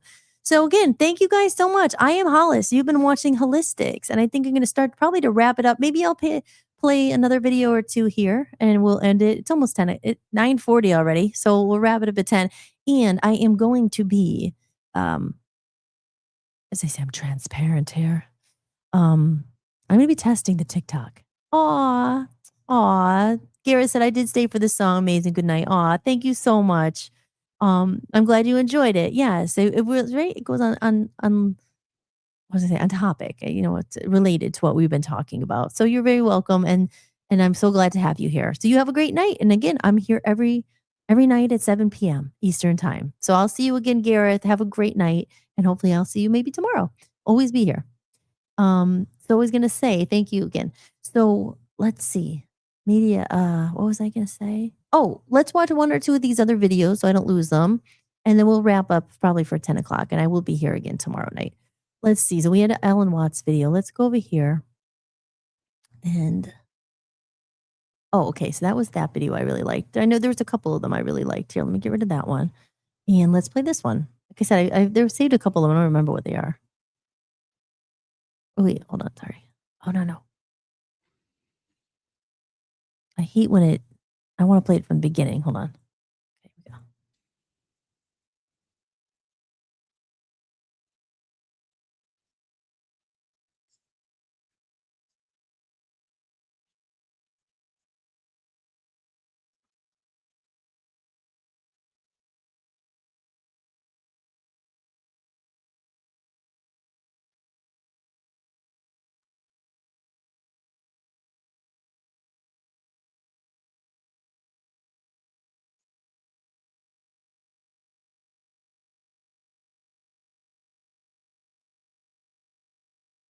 Just endure it. Study yourself inside it. That's how expansion becomes permanent. The version of you that can handle more, earn more, lead more, is created in the moments where you choose to stay with the challenge instead of escaping it. So when something stretches you, don't just endure it. Study yourself inside it. That's how expansion becomes permanent. The version of you that can handle more, earn more. I was like, is that it? Yeah, right? So it's true. It's like saying, because it's easy. Yeah, I hear people say that. Oh, and thank you guys so much. Joe Mugga Dirtbiker. Joe says, very good. Thank you. And White Noise says, love the song. Oh, I'm glad you do. Thank you. Thank you. That's the first time I ever played it for anyone, but I love it too. It's weird because not being conceited or anything like that. I always hated my music. Not my music from Love Zombies, but I didn't like anything I wrote. It was like, no, I didn't know. But that one it took so long to record it. And I love it because it's just, remember who you are. It's amnesia, we're under it. And yeah, but I appreciate that. I'm glad you guys enjoyed it because for so long I didn't show it to anyone. You're just like, oh God, I don't know if anyone else like it. At least I like it. But yeah, about that, you always hear too, it's like people say, when you don't quit, don't give up. You're so close to the people quit right before they're about to hit or right before. Again, I'm not saying like, oh, I'm just waiting for the hit and then I'll be happy. No, but a lot of times the version of you that can handle more, earn more, lead more is created in the moments where you choose to stay with the challenge instead of escaping it. Like I said, and I use something that stretches you. You don't just endure it. Study yourself inside of it. That's how experience the version of you that can handle more. Yeah, because like I said, I used that example a couple weeks ago, or it was a couple months ago now, maybe 2 or 3 months ago. Things were very tight with money. Obviously Dan lost his job. We had to move. We spent a fortune. I had to sell my car, like all because we bought a house and nothing worked out. Blah, blah, blah. Fine.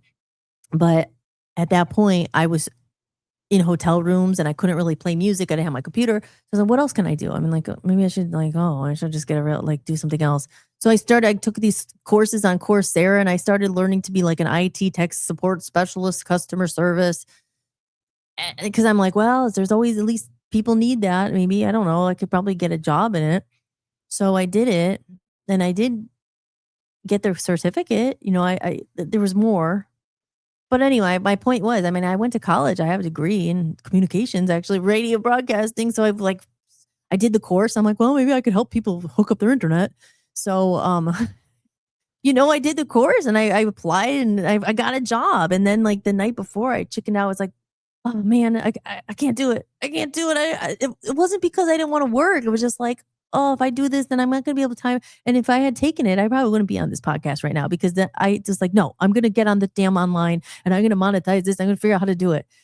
But again, it was like, I could have taken the easy escape and said, not easy, but the more sure, like, okay, maybe I better quit and do the safe route and safe. And I could have. I mean, like I said, it wasn't at the point where everything at that point did have a job. So I was able to help with pay for this stuff, and I, like I said, I make some money here and there, but it's not like steady. And when you move, oh my God, and then you're paying a mortgage and then you're paying a rent and all, it's just, you get buried all of a sudden. I'm like, oh, I guess my point of the example is you quit when you're so close. I mean, I had just launched this website. All the stuff is there to make the money. The album's done. There's merchandise. There's all this stuff I have.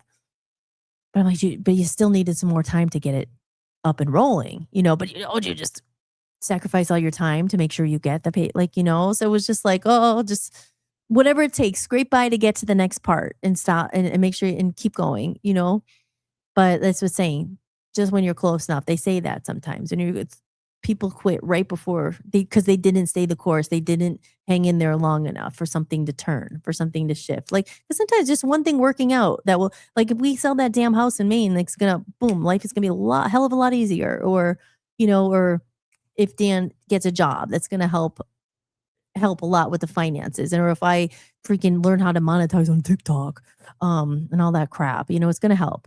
So anyway, let's go back and play one or two last of these videos. And then I'm going to start to wrap it down for the evening. Let's see, which one did I play? So I love that one. That's a good one. Here's one. You are in a video game. Did I play that one already? No, I have 2 or 3 more here. So I'll play them. They're short. Called Life on Earth, and if you're watching this video, you're probably a lot closer to winning the game than you might think. It does really seem to be that we live in a simulation. There's almost no matter in reality, and it's just photons, light, energy that responds to our emotions and our thoughts. And so what's the objective? What's the purpose of this experience, this video game matrix simulation?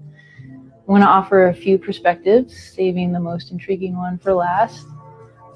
Many people talk about we're soul on a growth and healing journey, and that comes through experiences. I love the book Journey of Souls. It talks about the planning process of picking our life, our body, our family, our challenges, and I get head to toe goosebumps when I read this book. I can't recommend it enough. Another perspective is that it's all about love. We're here to learn how to choose love over fear. And I want to point out that a lot of us forget to give ourselves that love. We focus it outward, but you are every bit as important as anybody else. And ultimately, I don't think there is anybody else, that we're all fundamentally one at some level. So when you give yourself love, you are giving love out to the collective. Another reason we might be here, you're in a video game called Life on Earth, and if you're watching this video, you're probably a lot. So I like that too, because I read that book, Journey of Souls. I have it on my bookshelf. There's one also called Destiny of Souls. I think I have that too. I don't know if I finished that. But she said that, I mean, this is another perspective where people say, if you ever heard that, like the life review, and before you were born, you came here and you actually, and it works back to the song I just played, Amnesia. You pick these challenges. Almost, and they say, you pick your family, right? And it was really like, oh my gosh, what some people are like, what, really? Like, I'm so different from them. Like, what? But when you think of it like that, I've talked about this book before, Journey of Souls, and in the book, he goes back and he hypnotizes all these people. It's these case studies that this one guy or this doctor, a psychologist or whatever he did, and he put them under, like they go into some like trance or whatever state, and they start having these past life experiences. And I or bringing up memories from the past. I talked about this before when people have fears that you can't explain in this life. Like I have no idea why I'm afraid of clowns, or oh my God, I'm afraid of drowning, but I don't know. I know how to swim, or they have this unexplained fear of something. And that was some of the things, like he had gone, and these people started bringing up memories that they drowned in another life, or, and it's going with the past life and all that stuff. And so, yeah, Journey of Souls is a weird one. Again, and that's why there's a lot of different religions and people don't believe in past lives and stuff like that. But I'm always open to all different things, because I always say I don't know. You know what I mean? It's just like you look at certain things and the supernatural and energy and all that stuff, and it's like what resonates with you. I definitely, like she said, do we here just for love? And there's all like people, self-love, but it's true. Like if you hate yourself and you don't respect yourself enough to love, and I've been through so many toxic relationships and bad relationships and stuff like that. And I don't blame the person anymore. I'm like, well, what version of that was me that tolerated being like, being in that and being unhappy. So, and being whatever, toxic. Or maybe I was toxic too. Like I'm at the point where you're mature enough to say it wasn't just them. It was me too, and I was toxic and they were toxic, and maybe I retracted them. And there's so many stuff. So I think it's cool. Journey of Souls. It's a good book. It's interesting. It's definitely interesting. That's the kind of stuff we talk about here on Hollis-tics, all that stuff. We get into more tomorrow night. There's always more. You're in a video, but I talk about, right, you're in a video game. When you look at life as a game, and anything can happen, and all these things, instead of just like, oh, the 3D dun dun dun dun. Oh my God, life sucks so bad. Is there a way to rearrange the pieces, rewrite the story? Comedy of errors I talk about all the time. We're the main character in our life. There's certain characters you want to write out, but you can. It's not always easy with your family, but like certain characters, like, oh, that chapter's over. I'll write that user out of my life. I have a song on my album called User. Like, write them out. Let's erase them from the freaking story. Certain ones you can, or experiences or whatever. But when you look at it like that, if not everyone believes this, and that's okay. We're here just for discussions. It's all up for debate. If you chime in, whatever you guys think too, it's just all up for debate. It's all up for the debate, and just talking about it and saying, like, what if you really did pick these challenges? And it goes into a lot in that book. Like, why do young people come and die very young? I mean, did they get like? Yeah, it gets deep. But it's like, why were certain people or why did you come into this lifetime with a really huge challenge, a disability, or like why? Like, it gets into all that stuff. Did we really pick these things? It's a way to think. Did you really pick your family? Did you really pick these challenges? Did you really pick that? Was it all to meant to your soul to grow, for you to evolve? And then I say amnesia, because we don't remember anything we picked. That's why I use the example. Everyone thinks that sometimes of their family, like, oh my gosh, like, I'm the black sheep. How did I pick this family? But you learn from your parents. I mean, they learn from you. There's soul contracts, there's soul things, there's karma, like all this stuff. It's interesting. And that's my way of thinking. The one thing that always made sense was, I say life is you have to have fun. You're here to have fun and just have to be miserable. I don't think it does. But are we here to grow? Yeah. And where do you grow from the most? Your challenges, your relationships. Oh my gosh, your relationships with your mother, with your father, with your son, with your daughter, with your pet. I don't know. Like, you learn from relationships are the biggest test and teacher of everything. Every relationship you have is a teacher, so. And then your relationship with yourself, number one. Do you hate yourself? Do you love yourself? It takes a long time to get to the point where you love. I mean, maybe not for everybody. For me, it was self-love. Like, I'm going to put up with this. Are you going to have, and even that, like, with deserving more. Do you deserve more? Do you think you deserve more? If you're just scraping by, life sucks. Are you worthy of more? Now, again, I'm not saying like, oh, if you're not, you're doing something wrong. I'm just saying that's the things I ask myself, because some people say, well, no, I have what I don't strive for more. I'm happy with what I have. And that's fine too. But some people, it's a thing of self-worth, bad relationships, a great example. I was so unhappy in many of them. But did I didn't deserve better? Should I be just always upset and fighting and not abuse, like, well, I wasn't a physical abusive relationship, but a lot of women are. You hear that all the time. Girls going back to guys who abuse them. And I know a friend who's like in that too. And it's just like, they just keep going back to someone treats them like crap. Is it really the abuser's fault all the time? Or is it something within you too? Like thinking you deserve that, like you don't deserve better than that. And that sometimes for me, that took a long time to say, no, I deserve better, or I'll be alone or whatever. So it's all that love. So it's a holistics wisdom. I don't know if it's wisdom. Maybe people don't think it. And Joe says, and you got another 10 for me along with another video wearing the new Oh, I didn't see that. Oh, Joe, thank you. Thank you so much. Joe's bought a coffee and he's in the running for another lyric sheet. So he did get the t-shirt. Yeah, he got the t-shirt and that means he got the lyric sheet. So, that's awesome. Thank you, Joe. Thank you so much. I'm glad you got your package. And for the other buy me a coffee set, you guys will be getting my monthly. Thank you so much, Joe. I love you. Thank you so much for all your support. Always. You're the best. Thank you. I really appreciate it. We love you. And White Noise, thanks for the hope tonight. Well, you're welcome. And thank you for being here. I love you. Don't ever, life is hard, but we're here to just know you're never alone.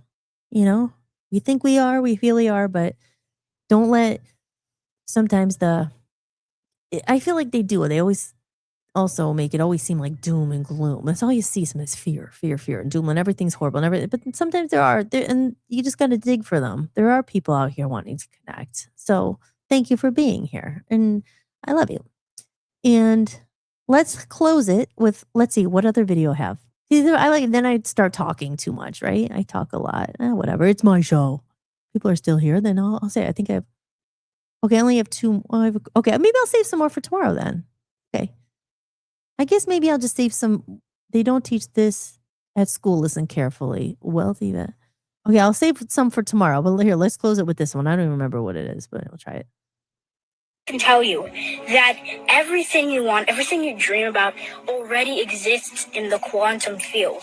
But we are all programmed to be realistic and not dream and just work and eventually that's not how the universe works. You have to broadcast, your emotions have to align, because you're technically just a huge magnet. So everything you dream of, everything you want is already in the quantum field, just waiting for you to broadcast it and ask the universe for it. So always dream big, and always remember that everything you want is in the quantum field waiting for you. What if I can tell you that everything you want, everything you dream about? Who is this kid? He's very smart. Did someone tell him to say that? Right? But it's, thank you, Jess. Just says talk away. I love it all. Well, they'll think, you don't tell me to talk. I could talk forever. But, wow. Look at this kid. Like, okay, so I have a book too about the quantum field, right? When I say holistics, like it's the energy of there's more to this world than you see, right? I mean, again, this is not for everyone. Some people don't believe that. They believe in the science. There's nothing after life. This probably isn't the show for you. You're probably not even here this long if that's how you think. And that's okay, whatever. But for me, this is what life's about, connection, people, like in the quantum field, it's energy. Okay, energy is so, it's so real. I mean, we are made of, what animates our body? What makes it, like, people could say, well, it's your heart beating and your brain and the things, without those, you're not here anymore, right? So it's just like, you could get into the science, but what created it? I mean, come on, I'm not saying I have the answers here. Have you read the Celestine Prophecy? Yes. I had that book. Well, that was more of like a story. It was a story, right? I'm trying to remember it. But it's funny. Have you read it? I'm trying to remember it. It was like the ancient story. It was of something. So my point is, I remember having it and kind of reading it, but I don't totally remember what was it about. So let me know. Yeah.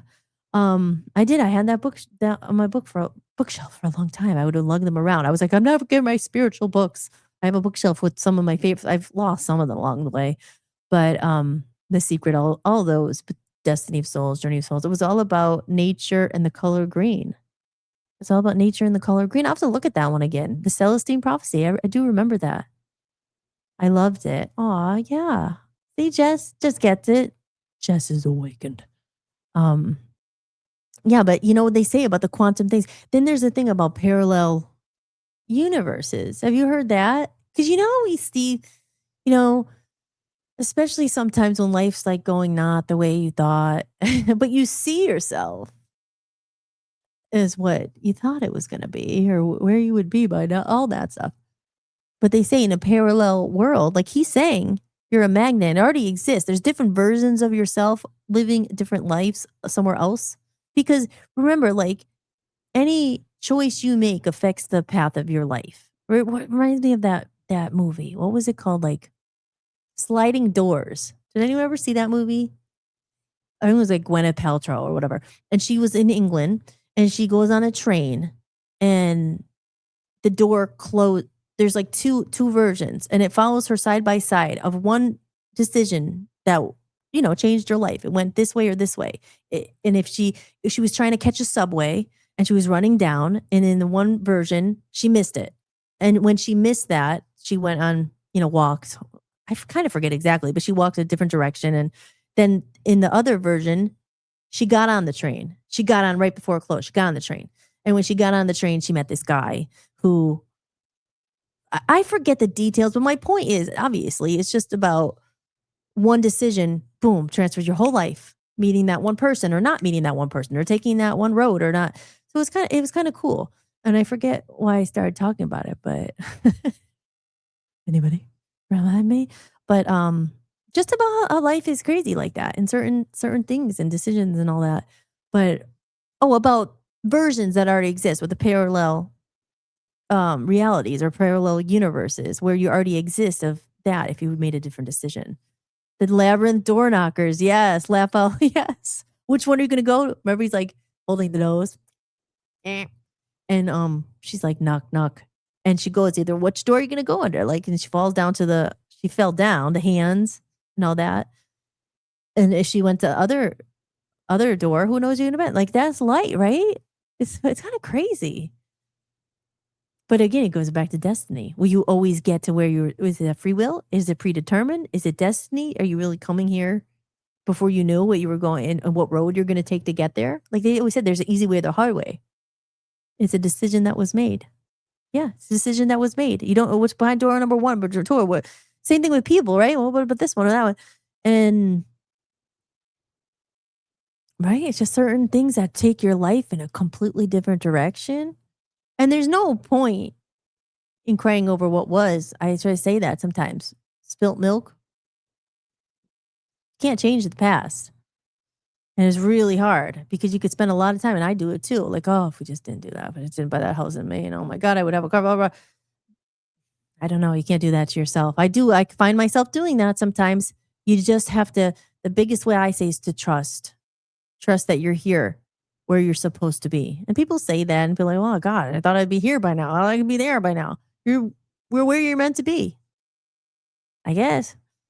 Not I guess. It's true. But sometimes you want to hear that. You're like, oh, really? Here? Still here in this? How? But if you're growing and you're evolving and you learn from those things, then you are where you're supposed to be. Because is life really about just growing? It's about growing. So learning, were all those mistakes really mistakes? I say it all the time. I don't think so.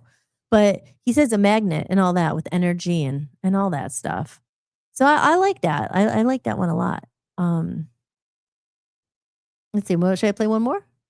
They don't teach that at school. That kid was pretty smart. You think he was reading something from, who told him to say that? Or does he just really just know? Okay, let's see. Did I already play this one? It'd be this. The CEO of ChatGPT was asked, what is the one trait of the people that are the most successful? Guess what? It wasn't hustle. It wasn't grind. It wasn't stock investments. It wasn't reading books. You know what it was? The people that believe in themselves to the point of delusion. If you believe in yourself to the point of delusion, you can literally do everything. Your body, you can do anything and everything. Your body will act accordingly. If you don't believe in yourself, who is going to believe in you? If you don't believe that you are the person for the job, who is going to believe in you? If you don't walk into every room as if God sent you, you are not fulfilling your potential because God has sent you there, okay? Your aura should be radiating that. Believe in yourself to the point of delusion. There is no plan B, baby. It's you. It's always been you. Let's go. If you remember one... I like that. See, it's true. Like, you know, it's, it reminds me of that quote, and I used to put that one up a lot too. It was like those who are, I don't know who said it. Was it maybe Steve Jobs? I don't know. But it was like those who are crazy enough to think they could change the world are the ones who do. You know, like she's right. You have to be delusional because people won't believe, you know, and it's like, it's hard when you're the only one that still will always believe. And like I said, it's not from a bad place. Like there's people who believe in you, like and it's parents are a big one, you know, like parents automatically, like my mom and stuff, I know she believes to me to death, but they have to, it's automatically they go into protection mode. Like, be careful, because that's just the way it is, right? That's just the way they are. So, and sometimes you want your parents to believe in you more than anything, but even as much as your parents will never believe in you as much as you believe in yourself, because they're always going to be, and maybe it's not the same for everyone, but I know in my case, they're always going to be there to protect you. Are you sure? Are you sure? Like, don't worry, because they don't want to see you fail. They don't want to they don't want to see you get into even worse situation if it's with money or debt or whatever. So they're always, so that's the hardest thing too, because you always want your approval of your parents, and you want your parent to believe more than anything, you know. Maybe not everyone's the same way, I don't know, but you know, you want that. But I think even with parents, sometimes you say, oh my gosh, they don't get it, but they're really just in parent mode, because it's like the parent-child relationship is complex, to say the least. Is you want them to see you as equals, but they're always going to be your baby, and they're always trying to protect you no matter what. So sometimes you're getting annoyed, oh please believe, and they want to believe in you, but they're worried, and you know. So my point is saying, no, even your parents won't believe in you as much as you do sometimes, and it's not because, again, they do, but they maybe can't show it as much because they're always going to have the instinct of worry, like, oh no, maybe you shouldn't do that, I don't know. So it's hard with risks and stuff like that. Does anyone else feel like that? I don't know. Does that make sense? Does that make sense? So a point where she said it, Michael Jackson said it too. Believe in yourself. Like, no one's going to believe as much as you do. And again, it's not until they see results that people are like, oh yeah, you were right. I always believed in you. And maybe they did, kind of, but like, no one's going to also sacrifice as much as you or risk as much as you. And they might think you're crazy. Oh my God, that looks really stupid. Why don't you better get a job. You better be, but there's certain things I'm like, no, I know it's going to work. I know it's going to pay off. I know it is. And he said, walk in there. Like, it was God said, this is your mission. Like, it's not just like, oh, I don't want to work, I'm lazy. It's like, no, I believe I came here for a certain thing and I have to follow that. That's me. That's not everyone. Not everyone has that. You know, some people have a different, I would say, more simpler life where it's like kind of paved out in front of them. Like, nope, what was their soul's destiny before they came? They agreed, I'm going to find my soulmate at 16, go to college, have 5 kids, and that's fine, you know. But it's not so confusing. It's more like, okay, I know that maybe my journey was to learn through my kids, or to have kids that do something else in the world that is amazing, whatever. Is that my point is I don't have children, so I know it's weird, right? It's a lot. These are the things I think about, talk about. Hollis-tics, and I am your host, Hollis-tics, and you are watching Hollis-tics. So let's close it out with one more video. Let's see what we got there. But yeah, I like her. But believe in yourself. Believe in yourself. They don't teach this at school. Listen carefully. Oh no, I already had played that one. How about this one? Yoga. I forget what they say here. Let's see. To your highest self. For when the heart breaks, hold on. Something. I don't want to hear it from the beginning. Your lowest point is the doorway to your highest self. For when the heart breaks, something far deeper is taking place than mere misfortune. We often don't realize the value of the darkness until it has passed, for only in the absence of light that we learn to become the light. The human mind seeks comfort, but the soul stirs for change. It longs to grow, not to stay the same. As I've said before, the meaning of life is just to be alive. And yet we resist the very currents that are pulling us into deeper awareness of that aliveness. You're not here to chase happiness like a dog chasing its tail. Happiness is a byproduct of becoming whole. And wholeness requires contrast. Dark and light, sorrow and joy, breaking and rebuilding. So when it hurts, let it hurt. Don't run. Sit with it. Listen to it. And when you finally rise from it, you'll realize the joy was never in the outcome, but in the transformation. Your lowest point is the doorway to your highest self. For when the heart breaks... It's so good. I mean, I don't know. Does anyone? I love this stuff. I mean, it's so true. It's so good. And that's my album, Comedy of Errors. It's all about that. Like that. I need to read it. The human mind seeks comfort, but the soul stirs for change. It longs to grow and not stay the same. As I've said before, the meaning of life is just to be alive. And yes, we'll resist the very currents that are pulling us into deeper awareness of that aliveness. You're not here to chase happiness like dog chasing its tail. Happiness is a byproduct of becoming whole. And wholeness requires contrast. Dark and light, sorrow and joy, breaking and rebuilding. So when it hurts, let it hurt. Don't run. Sit with it. Listen to it. And when you finally rise from it, you'll realize joy was never in the outcome, but in the transformation. The lowest point is the doorway to your highest self. Or when the heart breaks, something is deeper is taking place. Ah, misfortune. We often don't realize the value of the darkness until it's past. From only in the absence of light that we learn to become that light. The human mind seeks comfort. Okay. Yeah. And that's the thing where I say, they don't live in the dark always, but the dark is crucial. I think, like I said, this isn't for everyone. And I know, but the people in here, I know Jess and White Noise and stuff, I know you guys get this and you feel it. And everyone else may be watching who's still tuning in if you're listening, that's why I say it's not comfortable and darkness blows, it's like negative and you're crying and you're depressed and it's all that.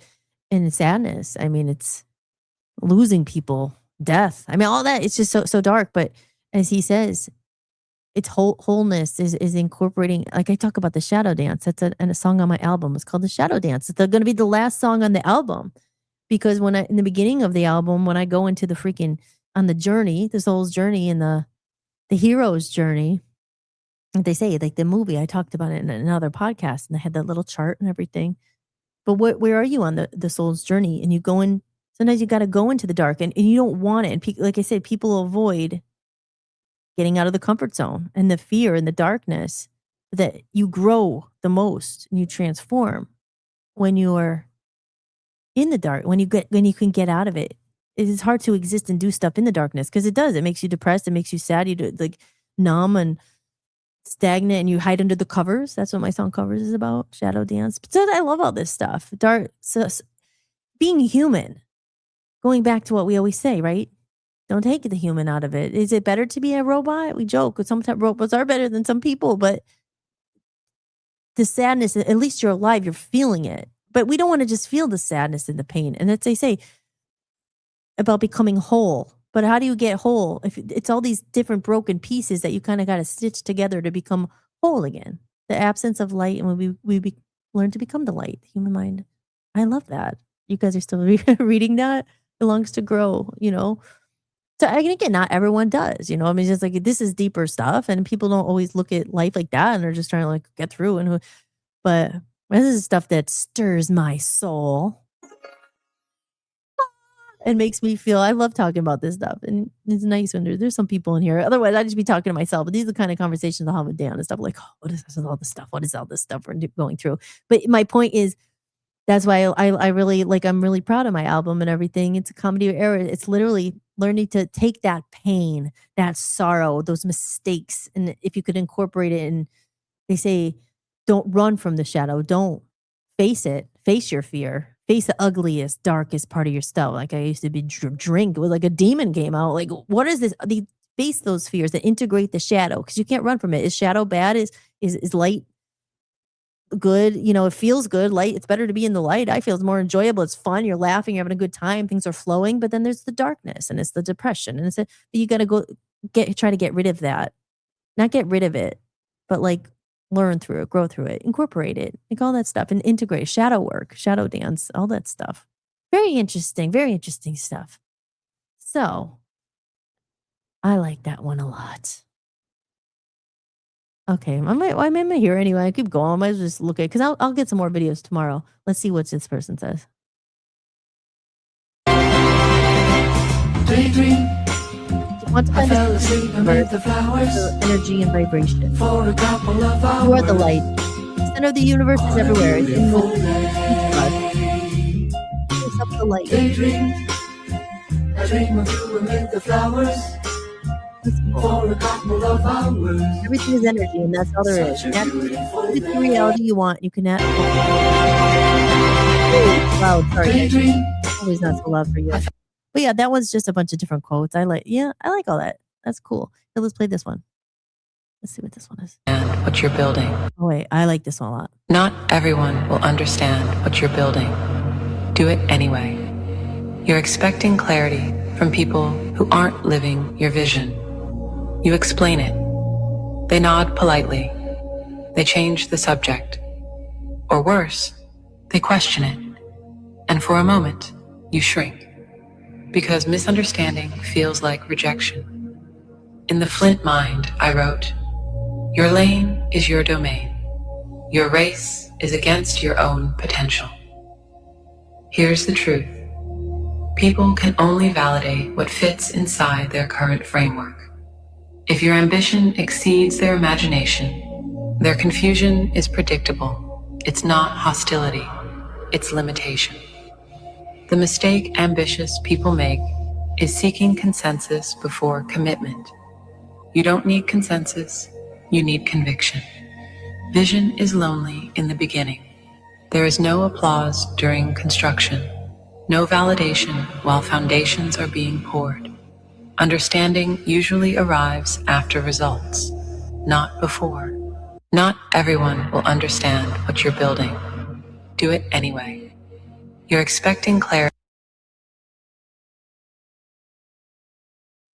I love that one. Let's see. Can you hear me? Okay, I'm back. Wait, hold on. Yeah, I love that one. Wait, here, let me go.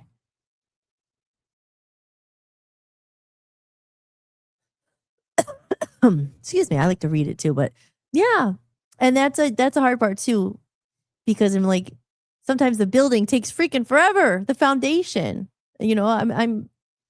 And I say to Dan a lot too, we built something very, very, very, it's taken a long time and the foundation's solid, even with everything, with the music, with it all works together, but it's like, sometimes you don't see the results, and it's hard for other people to understand it. And they're kind of like, well, what do you mean? You're still doing music? Really? All these years? But not like everyone says that, but I'm just saying, it's just like I said, until the results are tangible, a lot of people don't really understand, but that's where it is. Like, sometimes they're limited in their thinking, or they don't really see it.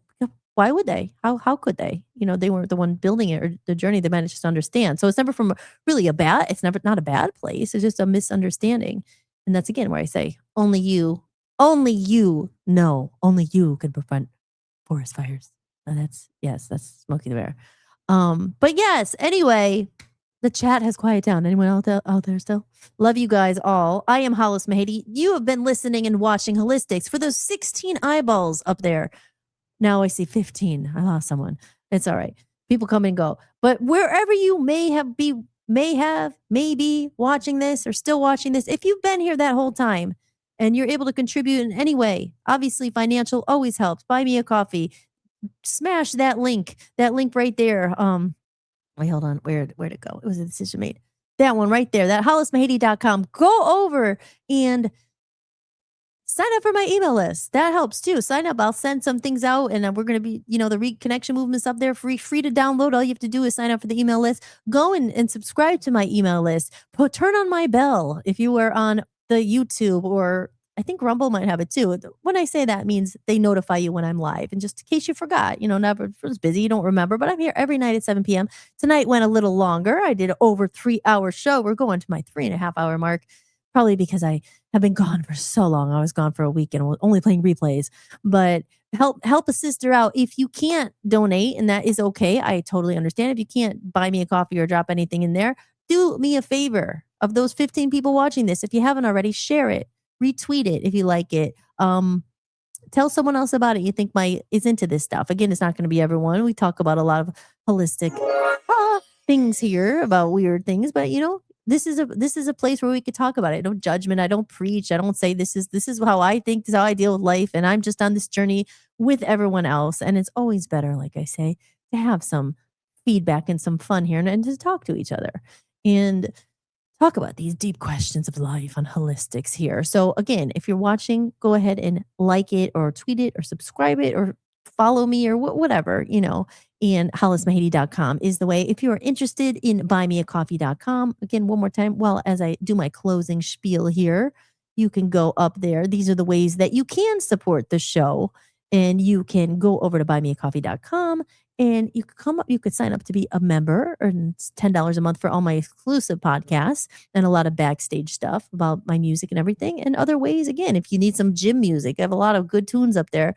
I mean, I said it's $18,000 discount, guys. You only get it for $20. If you don't have a music collection, go and grab it. There's a lot of great music, a lyric sheet. I have a couple things in my store. I've already talked about it, but hollismahady.com, you could see it. Sign up for the email list or become a backstage member or one of our members. There's even a $2 a month or a $5 a month. It helps, and it keeps this on the air. It keeps me being able to do this and coming back more and doing more stuff. So let me get rid of that because it's stuck on my things there. And yes, so that is it. And I will be back tomorrow night with a brand new episode of Holistics. Maybe we'll get some more videos up there. As you can see, this is one of my favorite topics to talk about, all the weird things and different things. Because I think, these are the conversations that you don't just have when you meet a stranger. Hey, what do you think you're on a soul's journey? What level are you at? Did you pick your parents before you got here? Like, you're not going to talk about that stuff, but I like talking about all that stuff. So here we are. This is what Holistic is. But at the same time, we have a Friday night that is not very deep at all, but we talk about the 80s. We talk about the 90s. We talk about music. We talk about movies. So you never know where the conversation might go. But tonight we had some awesome people in here. Aaron stopped in. Of course, we had Maga, Dirt Biker. Joe was in the house. I don't know if you guys are still here, but I love you all. Thank you so much for stopping in. White Noise.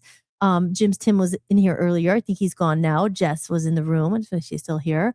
A good night to all of you guys. And Gareth Hooper was in here for a while. Gareth's great from the UK, but it was very late there. So he had gone to bed. He's been in bed a while ago. But the great thing is I have replays. So if you missed the episode, you could catch it on my website. And all my other 15 other episodes are on my website, hollismahady.com. Ho, ho, ho, ho. That's right, everybody. So I hope you had a good time. I had a wonderful time talking to you all. And it's great to be back. And we're going to monetize together. We are manifesting. We are creating. That version of me already exists somewhere in the ether there. It's there. We're just going to grab it. And we are going to get this show sponsored. We're going to get money rolling in, guys. We're going to get money rolling in so we can make change in the world. Because money always helps. It's not the end all, but resources help. So we're going to get more music out there, and I'm going to be able to get lots of artists on my record label that I've created. And we're going to be able to get lots of new artists, and we're going to get that human connection. We're going to do the recreation movement. We're going to do the reconnection movement. We're going to not let AI and the tech gods rule who we are and our souls. So always remember that. So I like to close my show with an applause and saying to everybody here, and everybody who might be watching or might stumble upon this later or might see a replay, I want to tell you that you're doing good. Never give up. Believe in yourself. Never stop believing. Life is a gift. It's a game we play. And if you're alive, you're still in the game. So give yourself a round of applause for being here and making it through another day. Maybe it was a hard day. Maybe you had a great day. I hope it was a great day. But if it was a hard day, we're here for you. So give yourself a round of applause. And you are never alone. Remember that. We're never truly alone. And sometimes it's hard to find those people to connect with, but they're out there. You got to search. You got to find them. Okay, guys. So with that said, I'm going to cue up my closing song. And Jess says it was decision. Aw. And Shannon White Noise gave the thing. I'm going to give it to you back. Heart. Okay, let me cue up my closing song here. I think I just pushed end stream and that should go. And again, one more time, just in case. Are you enjoying the podcast? If you'd like to support what I'm building, you can buy me a coffee. Every bit of support helps me keep this podcast going and release my music independently. You can leave a one-time tip or become a member for a few dollars a month and unlock exclusive content and behind-the-scenes footage you won't find anywhere else. Just visit buymeacoffee.com/HollisMahady or scan the code you see on the screen. Download your free copy of the Reconnection Movement today. Just head over to my website, www.hollismahady.com. Go to the podcast sections, scroll to the bottom of the page, and enter your email to get your free copy instantly. Now more than ever, it's important that we reconnect and support real human creators and real people. All right, guys. Again, thank you so much. I'm Hollis Mahady, signing off of Hollis-tics tonight. You've been watching Hollis-tics. As I just said it, I'm your host, Hollis Mahady, hollismahady.com. And I will see you all tomorrow night. Have a wonderful night. Be careful in your journey. And I'm always here for you. I'll see you tomorrow night at 7 p.m. Eastern Time. Here's our closing song. This one's called Lights. See you next time. Thank you for watching Hollis-tics, hosted by me, Hollis Mahady. If you enjoyed the show, be sure to share it with someone who might need it too. And if you'd like to support the podcast, you can visit buymeacoffee.com/Hollis Mahady. You can make a one-time donation or become a member for just a few dollars a month to get extra podcasts and exclusive behind-the-scenes content you won't find anywhere else. Or simply scan the code on the screen. Your support truly means the world to me and helps me continue creating independent content for you. If you like the music featured in this show, I license it through Epidemic Sound. You can head over to hollismahady.com, click on the podcast page, and use my link for a free trial. And don't forget to check out VOPUSARadio.com, where I host my music channel and am building a growing community of independent musicians. If you're interested in joining the network, just click Join Network and submit an application. Until next time, remember that you are loved and never alone. From human to human, big hugs. Thank you for being here, and I'll see you next time. Enjoy the outro video. I love this song. Lights shining from the window late at night. I'm just watching someone else's life go by, wishing it was mine. Dreams, everybody has them at the start. Somewhere along the way they fall apart, and it makes it kind of hard to look up at the lights.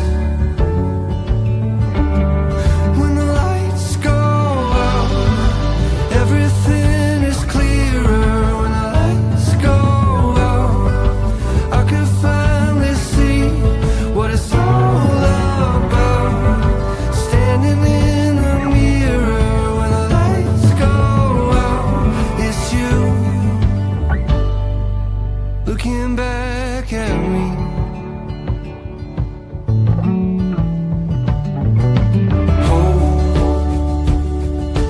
Try your best to hold on to the rope. We all have a reason to let go, and it's easier to do, but it's better if we don't. When the lights go out, everything is clearer. When the lights go out, I can finally see what it's all about. Standing in the mirror when the lights go out, it's you looking back at me.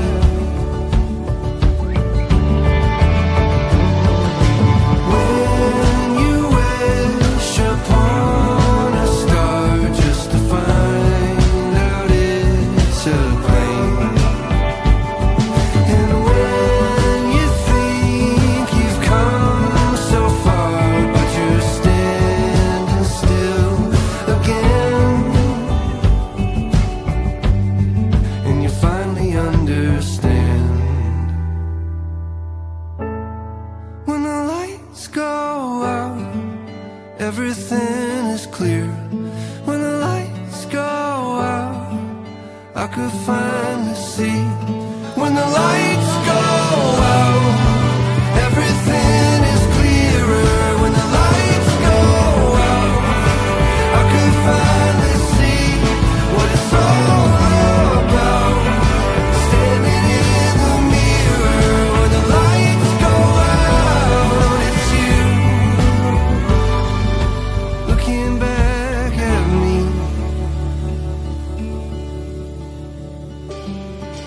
Hope. Try your best to hold on to the rope. We all have a reason to let go, and it's easier to do, but it's better if we don't.